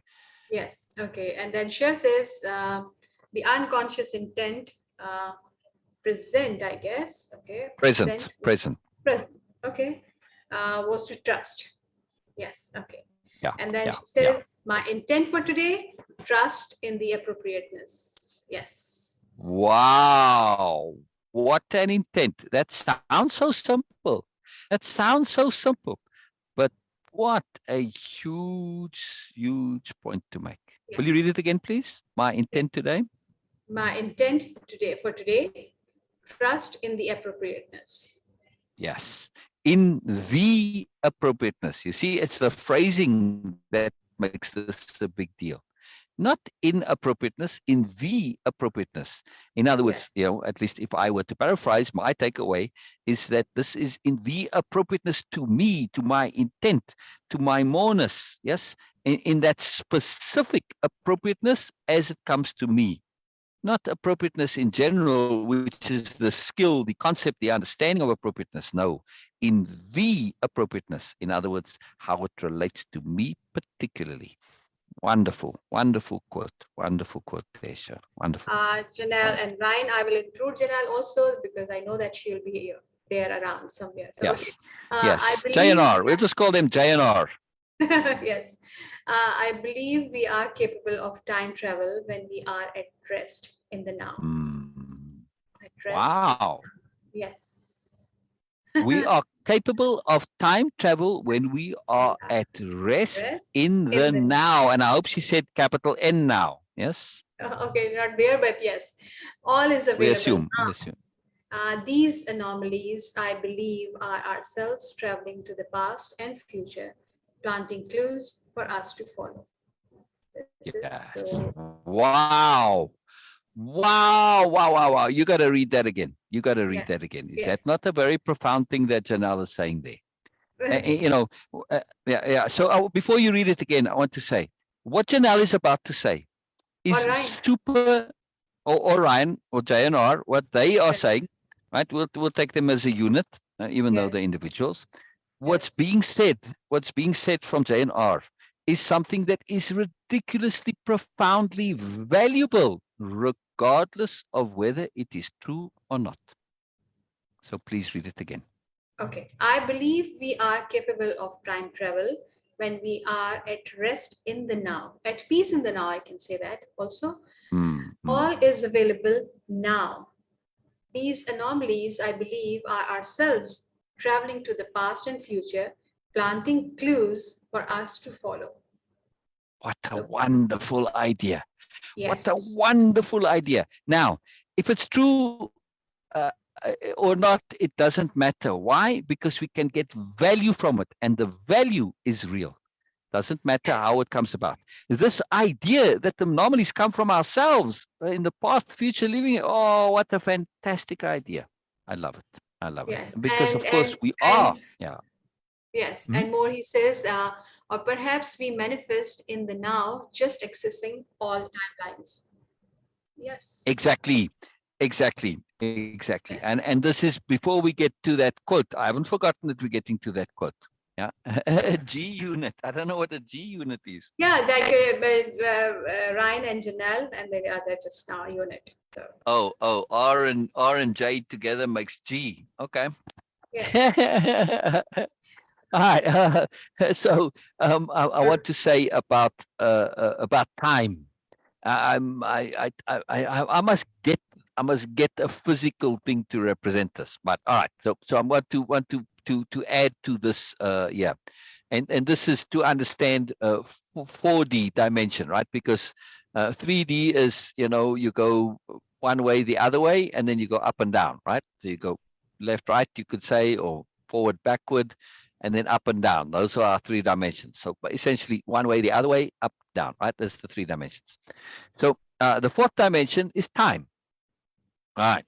So now when we have a 3D representation, we understand like paper, that's 2D, it's flat, and then a 3D model, you know, you got little buildings and stuff. Okay, that's 3D. We all get this, we all understand this. But now how do you put time into it? All right. So when you take that 3D model, yes, or let's say of just like a city, yes, we've got a 3D model of a city, but it's nice on nice rubbery paper and or material, and we take that 3D model and we wrap it in on itself, right? So now all those little buildings are standing pointing inside there, and we poke some holes in this, right? So some shade around the light. Right now, that light is time, but inside this bubble, time is bouncing around in there, and it's instantaneous, it's immediate. Yes, that's it, because it's all right there. However, when we take that bubble and that's this environment, this enclosed environment of 3D space, and we lay it back down flat, time becomes linear. See, when it's folded up, and that's the reality of it. Actually, that's the thing, but we perceive it as flat because linear time is much easier for our minds to grasp and handle. We can't handle instantaneous time. We can't handle the past and the future all existing in the now. Our brains like, well, it's too much to do, right? So we're going to get there eventually sometime, but not right now yet. So this is how this statement of Janelle's makes sense. Right. That it does actually happen in the now. Or Ryan, Janelle and Ryan. Sorry, I'm just reading the Janelle there. So yes, the G of the unit. How this makes sense, right? This perception of things in the now, because time really actually is all happening simultaneously. And this is not my opinion. This is a physics thing, right? You can go look it up in physics. Yes. They'll say our experience of time and time itself, 2 different things, and that's how come, because it's all folded like that. And when you can see this, you can go look up 4D representations, and you'll see that light, and then it's like the shadow coming through, and the shadow is a 3D shadow down on the bottom, and we're experiencing this. But the key point is we've flattened out our reality so that we can experience time linearly, because it's too much to experience instantaneously, right? Contemporaneously. So very, very powerful point here. Very, very powerful point. Very, very cool. Nice to think that, again, there's more. There's more. The world does not work the way we think it does. Yes. So Please now read we have Elizabeth. Elizabeth. Yes, Elizabeth says that the impermanence of it all is contrary to our desire to hold on to things, people, beliefs we cherish. Unattachment reminds me I am more, and more is available to still show up. Keep going. I must be free and open to let go. Always, if I'm not feeling inspired or am reluctant to move on, look deep inside ourselves. Insist it makes sense according to goodness. Even the seemingly random and chaotic is good in the overall. Yes, the bigger picture, yes. This program, okay, so Ryan says that this program is powerful because I believe our words program the reality and makes time travel possible. Yes. There you go. There you go. This is very interesting when we say that, okay, time traveling. It is actually like confirming what Sil has been saying about that the linear thing, traveling is possible when we to be. Yeah. Oh, sorry. So I was too eager. Jump in. Sorry. So finish your sentence. No, I was just saying that it connects to what you were sharing before, that we, because of our own kind of lackness, we perceive time as linear. But and of course, this linear time is connected to the traveling also. Like, okay, we can travel in this thing. Right. So, yes. Right. And that's where I wanted to jump in. When we actually talk about time travel, we don't actually talk about time we don't really travel, we stay in the same place. We're just accessing past, future, present at the that's it. That's all we need to do is simply shift our access, and that's it, because it's all existing, it's all in the now. There is no such thing as time. It's all now. There's only the moment, right? There is no such thing. So we can't actually travel, going elsewhere. We just need to shift our access, our awareness, our attention, in other words. Yeah. Yes. It's very, very cool.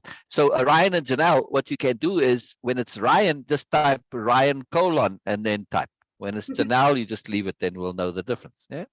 Very easy way to No, we don't distinguish need that. It is good that, okay, we are going to call them they. They are saying that. All right. Well, either way, whatever works for you guys.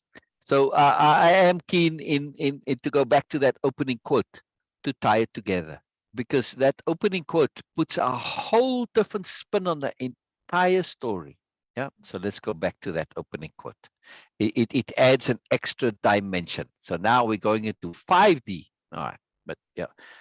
There are, I think there's 11 dimensions they figured out so far, by the way, but that's for another time. We'll get there. I'll have some fun on that. So yes, the starting quote which gives us this ineffable overview connectivity to moreness, right? It's not directly connected, but it is also. The real magic of anomalies lies in the resolution of doubt. Yes. That is a big deal. The real magic. I mean, there's tons of other magic, but this quote is saying there's extra magic in the resolution of doubt. The memory of the magic is a temporary joy. I mean, I remember many anomalies like that literal basket full of eggs. Don't put all the eggs basket. I saw tons of eggs in a basket once, right? Huge, great big basket. There's been about 50 eggs in there. It was amazing. Anyway, tons of stories of anomalies, but that's a temporary joy, even though it lasts a long time and never fully goes away. But the resolution of doubt, that lasts a lifetime, forever locking us into knowing the decision resulting from the anomaly is unquestionable. Now there I have to pause. Why? Why is the decision resulting from the anomaly unquestionable? Look at Shar's decisions that resulted from that anomaly. How can she question them? How can you question this moreness, this magic, this awesome that comes? We know it to be something unquestionable. Yeah. Now the decisions that come from it, well, if you're not impeccable, all right, but doesn't matter. It doesn't really matter which way that bird's wing shaped. You may have done something else.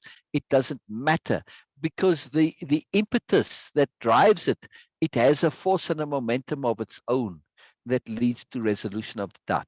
So it doesn't really matter the decisions. They're going to be right no matter what you choose. Again, we have this insistence in our brains that assumes there's only one right path. Nonsense. There's many, many right paths, right? And any one of them is right, right? But the fact is now that you are doing it is what makes the difference. You are activating those choices.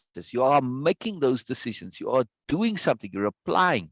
And because the root of it, this anomaly, is something that you've recognized and acknowledged as a source of moreness, a source of magic, as an anomaly, as a source of potency, a source of deepness, right? What flows from it is magic, yeah? So that the resolution of doubt that lasts a lifetime, forever locking us into knowing the decision resulting from the anomaly is unquestionable. The decision is unquestionable. Not necessarily right, just unquestionable. It doesn't matter right or wrong here. Those decisions become anchor points of power, the cornerstone and foundations for a life that builds. When we start to react to these anomalies, because that anomaly is coming also from inside of you. It is your internal moreness connecting to external moreness, creating this thing that is just exactly right and perfect for you. Anomalies are intimately personal. I cannot emphasize this enough. That's why I use the term anomalies and not omens or portents or signs, because people think that, over the centuries, there's been like, what does it mean? What does it mean? And there's this assumption that it means the same for everybody. No, absolutely not. right? That's why the story also emphasizes that what Shah saw, it was just for her, right? Anomalies are intensely, they are the most intimately personal thing that we can possibly imagine. Even though you and I may see the same anomaly, and it may have been that there was an anomaly that has that effect on both Shah and Biella and everybody else, right? A group anomaly that happens sometimes, and there's some overlap, but nonetheless, it's still intimately personal, much as how we listen to like the story, our reactions, our responses, each one of you has this intimately personal connection to the story, right? Same thing with anomalies, even more so, because they really reflect what was going on inside of us at the time. It's an incredible thing, right? Yes. So, So Elizabeth uh, is saying that yes, yeah, hang on, Elizabeth. Hang on, Elizabeth. I just want to finish the quote, and then we go to Elizabeth. Yes, okay, I see that. Oh, I see. Okay, never mind. Sorry, Bina. Sorry, it is appropriate. Right. yes, it Read, is please. Read. appropriate. Yes, so it Yeah. is appropriate to just repeat this. Could you please explain or expand what do you mean by resolution of doubt? Doubting is never ending to me. So do you mean accepting the infinite nature of doubting or something else? Oh, what a fabulous question. Yes, so that is a very good pause or in this reading of the quote here. Now, yes, both and more. Yes. So when we're talking about resolution of doubt in the overall, we understand doubt is always going to be with us. And as Janelle and Ryan will tell you, they are intimately familiar. There is a bonus story called in Way of Impeccability, a bonus session called The Gift of Doubt. Yes. And so it's a gift, and that's in the a capital G gift. So yes, doubt is there with us always, but it's there as a gift from Moreness, from the universe, from whatever, right? And it's a gift. Why? Because it forces us to think, to consider, to reflect, to pause, to step back, to be open to anomalies. Because sometimes we cannot resolve those doubts ourselves. That's why we connect to anomalies. That's how we resolve when we are out of options for ourselves. And we know this is going to happen option because I mean, we only know a little. So of course, many times we're going to have questions. And doubt here means question, right? It means query, means inquisitiveness, curiosity, desire to understand, intent to moreness, intent to goodness. All of that is under this label of doubt. Yeah. So it's a very broad term. When we look at this in that context, um, then we say there's more. Where's that quote of where did you go? Of Elizabeth's. So yes, doubt is always with us, but it doesn't have to be a negative. That's the point here. Yes. So now look at this in the context of Shah, right? Biella said, just posed a simple question to say, oh, name something random. Right? We're usually not able to do this because our brains want all those criteria. But I could just say, okay, name something random, fiddlesticks, whatever popped into my head, right? It doesn't have to be, it's random. It doesn't have to be a meaning, a purpose to it. So when we untrain the brain out of these default habits, we start to say, oh, a doubt doesn't have to be negative. A doubt can be, I'm not sure, I need to know more. And like somebody I know who has this as a very magical, profound skill, that doubt becomes trusting suspiciously. It means query, it means checking, it means not accepting, it means wanting more. Yes. So doubt is a very powerful thing in this case, right? Because if we just go around accepting everything, well, you'll just be a robot, won't you? No good. So we need that doubt. We need that doubt. We Ryan need that is, doubt. yes. Ryan saying, I have come to the revelation of, Sorry, 1 second. There was something else with resolution of doubt. okay. So there's two things here, right? There's resolution of doubt as an abstract concept that applies to the entirety of our lives. We are perpetually in the mode of seeking to resolve our doubts. That's just our lot in life. learning, growing, joy. Now, of course, resolution of doubt doesn't sound so fun, but when we say learning, growing, exploring the more, and now it's joy and fun, but that's essentially underlying what it is, right? And the intent here is to shift this idea of doubt into from a negatively associated concept to a positively associated one. And so that's the broad overall, Elizabeth, right? But then also we have the personal, intimate, precise doubt of the moment. Yeah, like Shar. He had a specific doubt, which as Shar mentioned too, very insightfully, I might add, that Shar was bringing in some personal self-doubt, not in the moment necessarily, but just in general, right? And so this got resolved for her. Plus the doubt of decision making itself was resolved, right? How do I make a decision? I'm not sure. I doubt I can, whatever, right? So this has given us a different mechanism for coming to decisions, for resolving things. So it's both personal and overview life in general. Please share if that makes sense to you, Elizabeth, that if you have resolution on this. It's a very, very, very, very important point. Yeah. So it's both accepting the infinite nature of doubting and that doubts can be resolved. Precise, individual, specific, moment, appropriate doubts in the moment right now, right? So of course we're looking to resolve all of our doubts in the course of our lifetime as we go along more and more. This is our fun of living, but we have those specific ones that we deal with. So we need to understand both that we can make peace with capital D doubt, knowing it's always going to be there. Why? Because we know we are continually resolving doubts, and that we can get resolution to specific doubts, right? Like this process, via this process, stepping back, opening up to anomalies. Yeah, and an anomaly resolution, a resolution of doubt that comes via an anomaly. This is what the quote is about. This is a special way of resolving a doubt. Rather than me thinking about it and, okay, I got it figured out. There's always that 1% out there to say, well, this is only as good as it lasts. This is, I've resolved it for now. And yes, I believe it's resolved, but it might change, right? That's our humility. But when it comes from an anomaly, this is got that deeper level of moreness. Now, of course, everything can always change and does, but still we can be at peace until the next time. It's very powerful. So please read what Ryan said there. Okay, so Ryan's saying, I have come to the revelation of who I am through this process, further building upon my moreness and becoming more. This is why sharing our personal experience of these anomalies is helpful for us all becoming more. Exactly.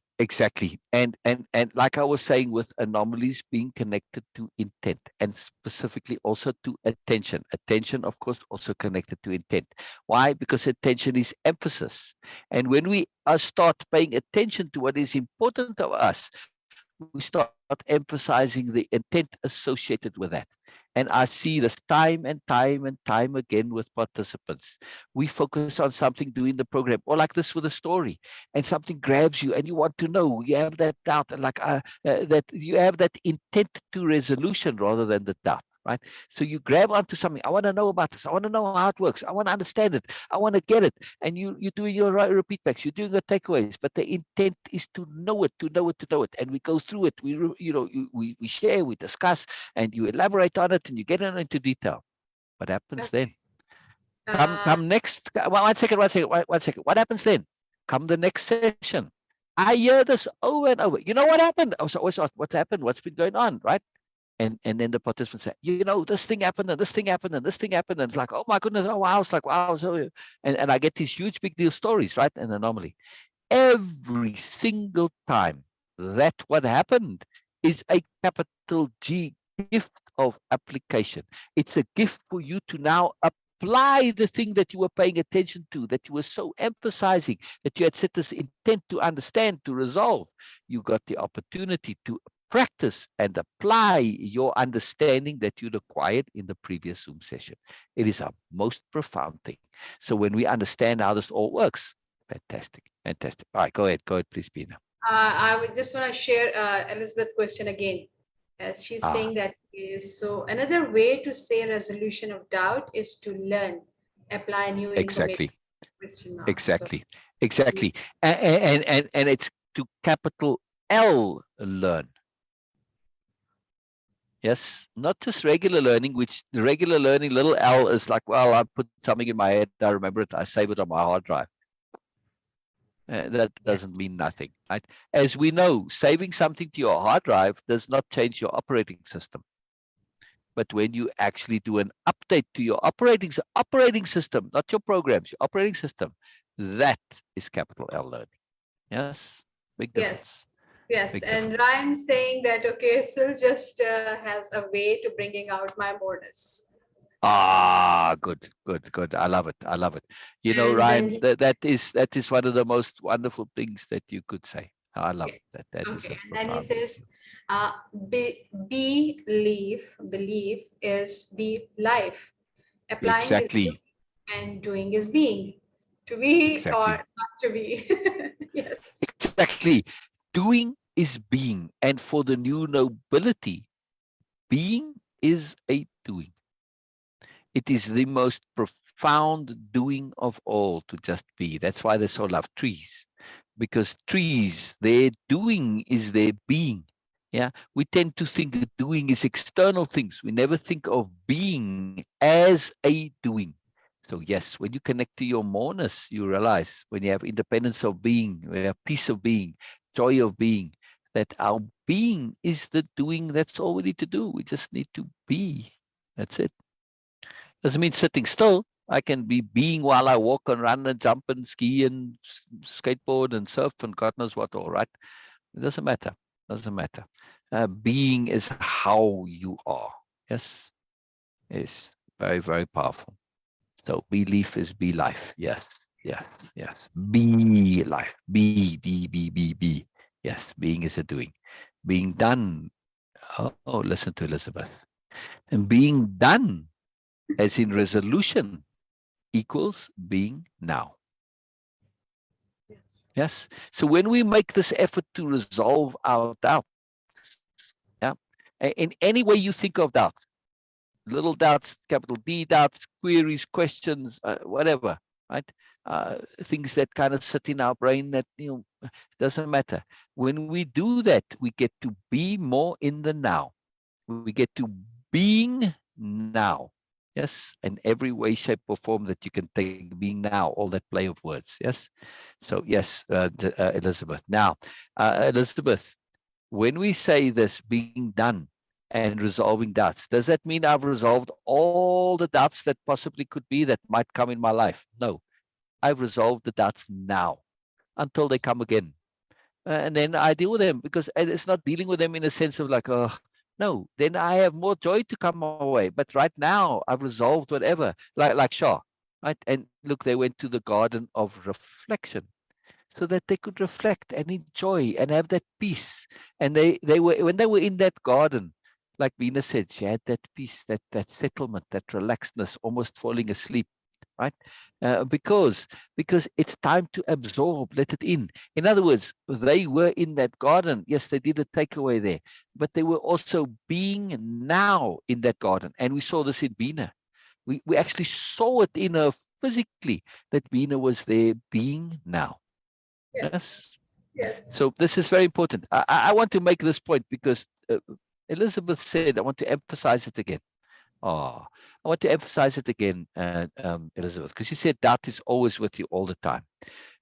To make this point that even though we have doubts with us all the time, that doesn't mean that we cannot find solace now, right? We can't find peace now. But solace is a better word than peace here, right? Because solace is that contentment, that resolution, right? That goes along with peace. Yes. So we can do that, and we can move from solace to solace. Yes, we have that process in between, but we're going to see this in the story time and again. Stuff happens, there's the resolution, there's action, and then there's the joy, the reflection, the after, right? Essentially the takeaway on it, right? The process. So the takeaway process is many value to it, but it can simply be that power pause to say, let it come, let it absorb. Yes. Janet is particularly good at doing this when things come to her. Right? She pauses. Lets it soak. Lets it seep in. Yeah. So very cool. Very cool. Yes. Amen to now. Yes. Amen. So let it be. A lot of people don't mean the literal meaning of the word amen is so let it be. A lot of people don't know that, by the way. So let it be. Yeah. Yeah. Very, very, very nice point to make. All right. So Yes. just to finish this quote on the reading of the quote there, right? Um, but the resolution of doubt that lasts a lifetime, forever locking us into knowing the decision resulting from the anomaly is unquestionable. Those decisions become anchor points of power, the cornerstones and foundation for a life that builds. A life that builds on magical decisions which are inviolate.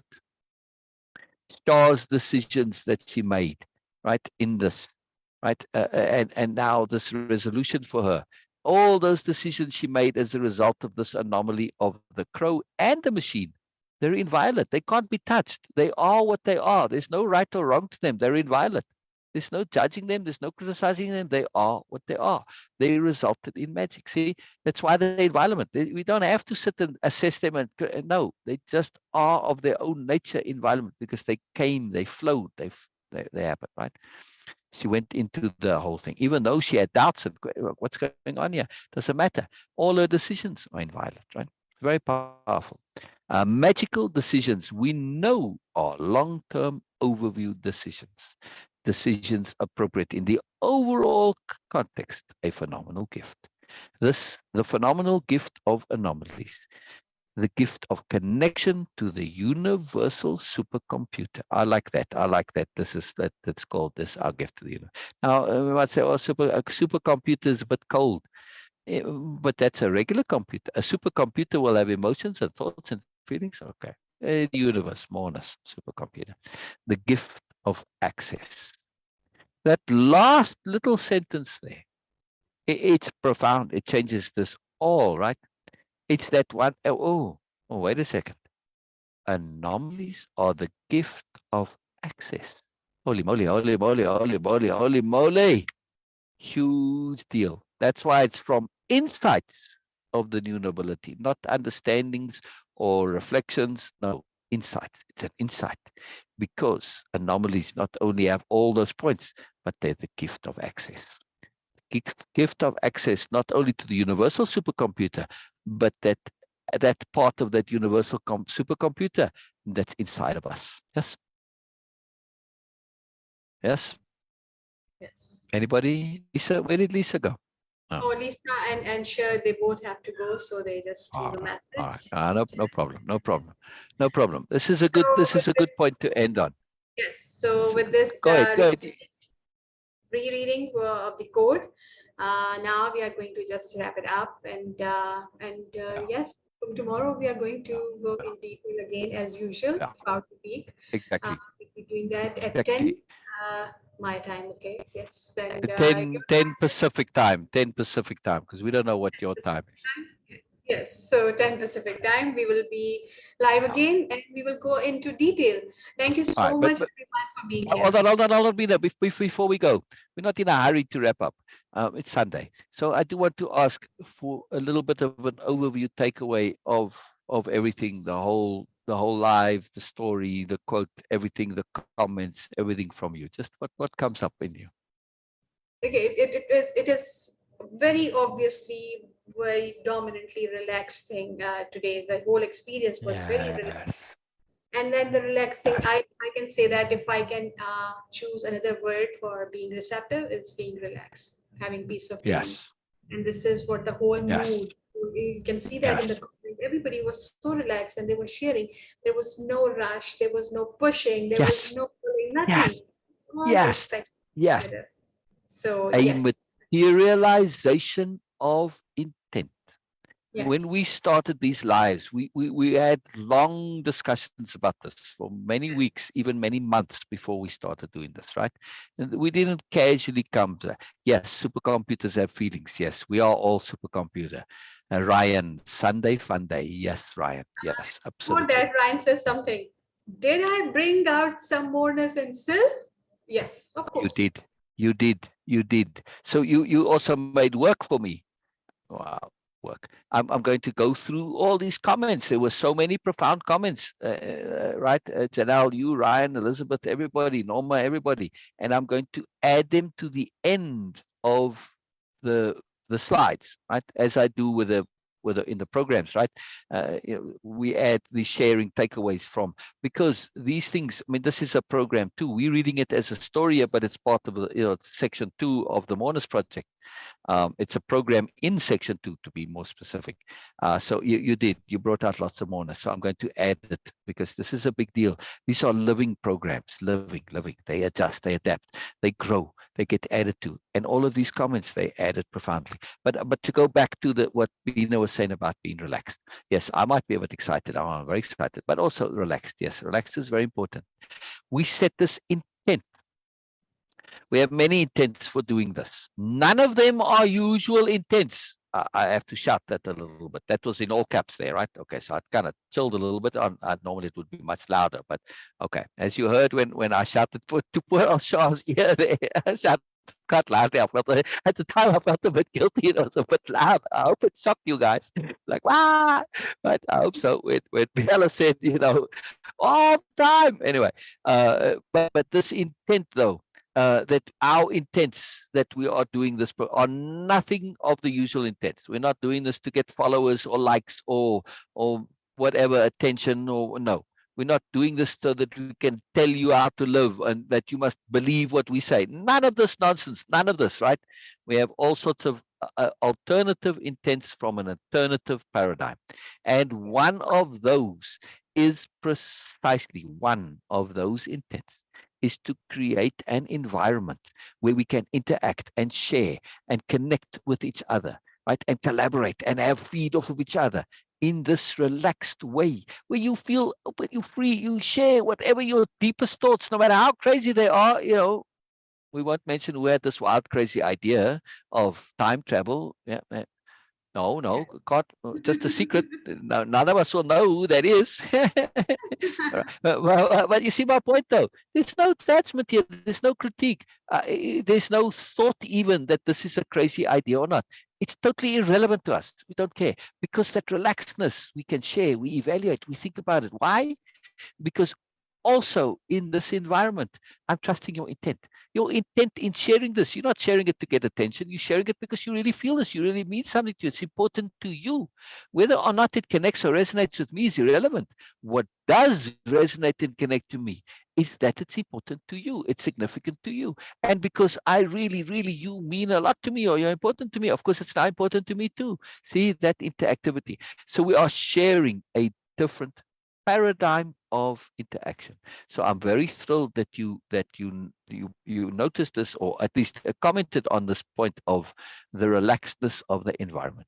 It's exactly the intent, or at least one of them. We have many intents here, right? But one of them. And like the story, there are many layers to things, right? And nothing is just one thing. It's always more to it. So I love this. I appreciate everyone and the sharing. Yes, I appreciate you guys inordinately. And when you come, it's such a joy. It makes a difference. It makes a difference. Yes, Janelle, you absolutely, and all of you, right? I mean, I don't mean to single you out here, but you bring out moreness from me, and especially earnestness, right? When you share, you're sharing earnestly, you're sharing openly, you're sharing joyously, right? That's all earnest sharing. This is profoundly transformative to me. It pulls things out. Like if you ask me the moment before you're sharing your question, your comment, whatever, you ask me, Sil, can you talk about this? I'm like, yeah, and then I'll come out with maybe a little stuff. But when that sharing is there, it just pulls it from me. It just comes. It just flows, right? I get a little overwhelmed sometimes by it. So it's a big deal. It's a big deal. And this is what we're after. We are looking for this interactive collaboration where 1 + 1 + 1 + 1 equals capital M more. Yeah, this is what we're after. Different paradigm, different ways of doing things, none of the usual. It is so beautiful to me. It is so beautiful to me how we all enjoy each other's comments. They are profoundly, vastly different comments, right? And some of them are like, wow, it's like jumping right out of it, but doesn't matter. We love it. We enjoy it. It's more, it's huge. This is the magic. This is the magic where we can get into this moreness, building upon moreness. Yeah. Yeah, moreness leads to moreness. That's the quote. Right, Veena? Moreness leads to moreness. Yeah, Yes. Yes. it's a beautiful thing. It's a beautiful thing.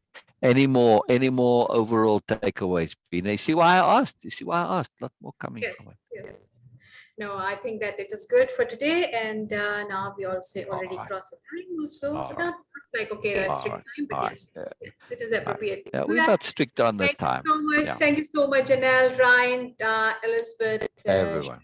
Janet, Shir, Lisa, and whoever, and yes, Elise also, and whoever is watching Elise us, also. maybe Yes. live or Yes. recorded. Yes. Please do make comments. We will Yes. try our best to be there and of course Yes. share. And Yes. love to have your sharing also. So thank you so much. Yes. Yes. Bye for Yes. now. And love you all. Love you all, especially Norma. Oh yes, no. Love you all. Yes. We love Norma. We love Norma. Yes. Yes, we do. We do. I love Norma too. Yes. All right. Bye-bye, everybody. So again, just to be clear, we are going to go in detail through it because there's lots to go into it. Lots, all those thoughts of exercise, lots to go in. And this will be at 10 o'clock, 2 hours later, in other words, on the weekdays, Monday through Friday, right? Every day, 10 o'clock Pacific time, right? Yes. So this come join us and get inside the discussion. All right, all right, all right. Good morning, everybody. Good morning. Good morning. We'll see you tomorrow. We'll see you tomorrow.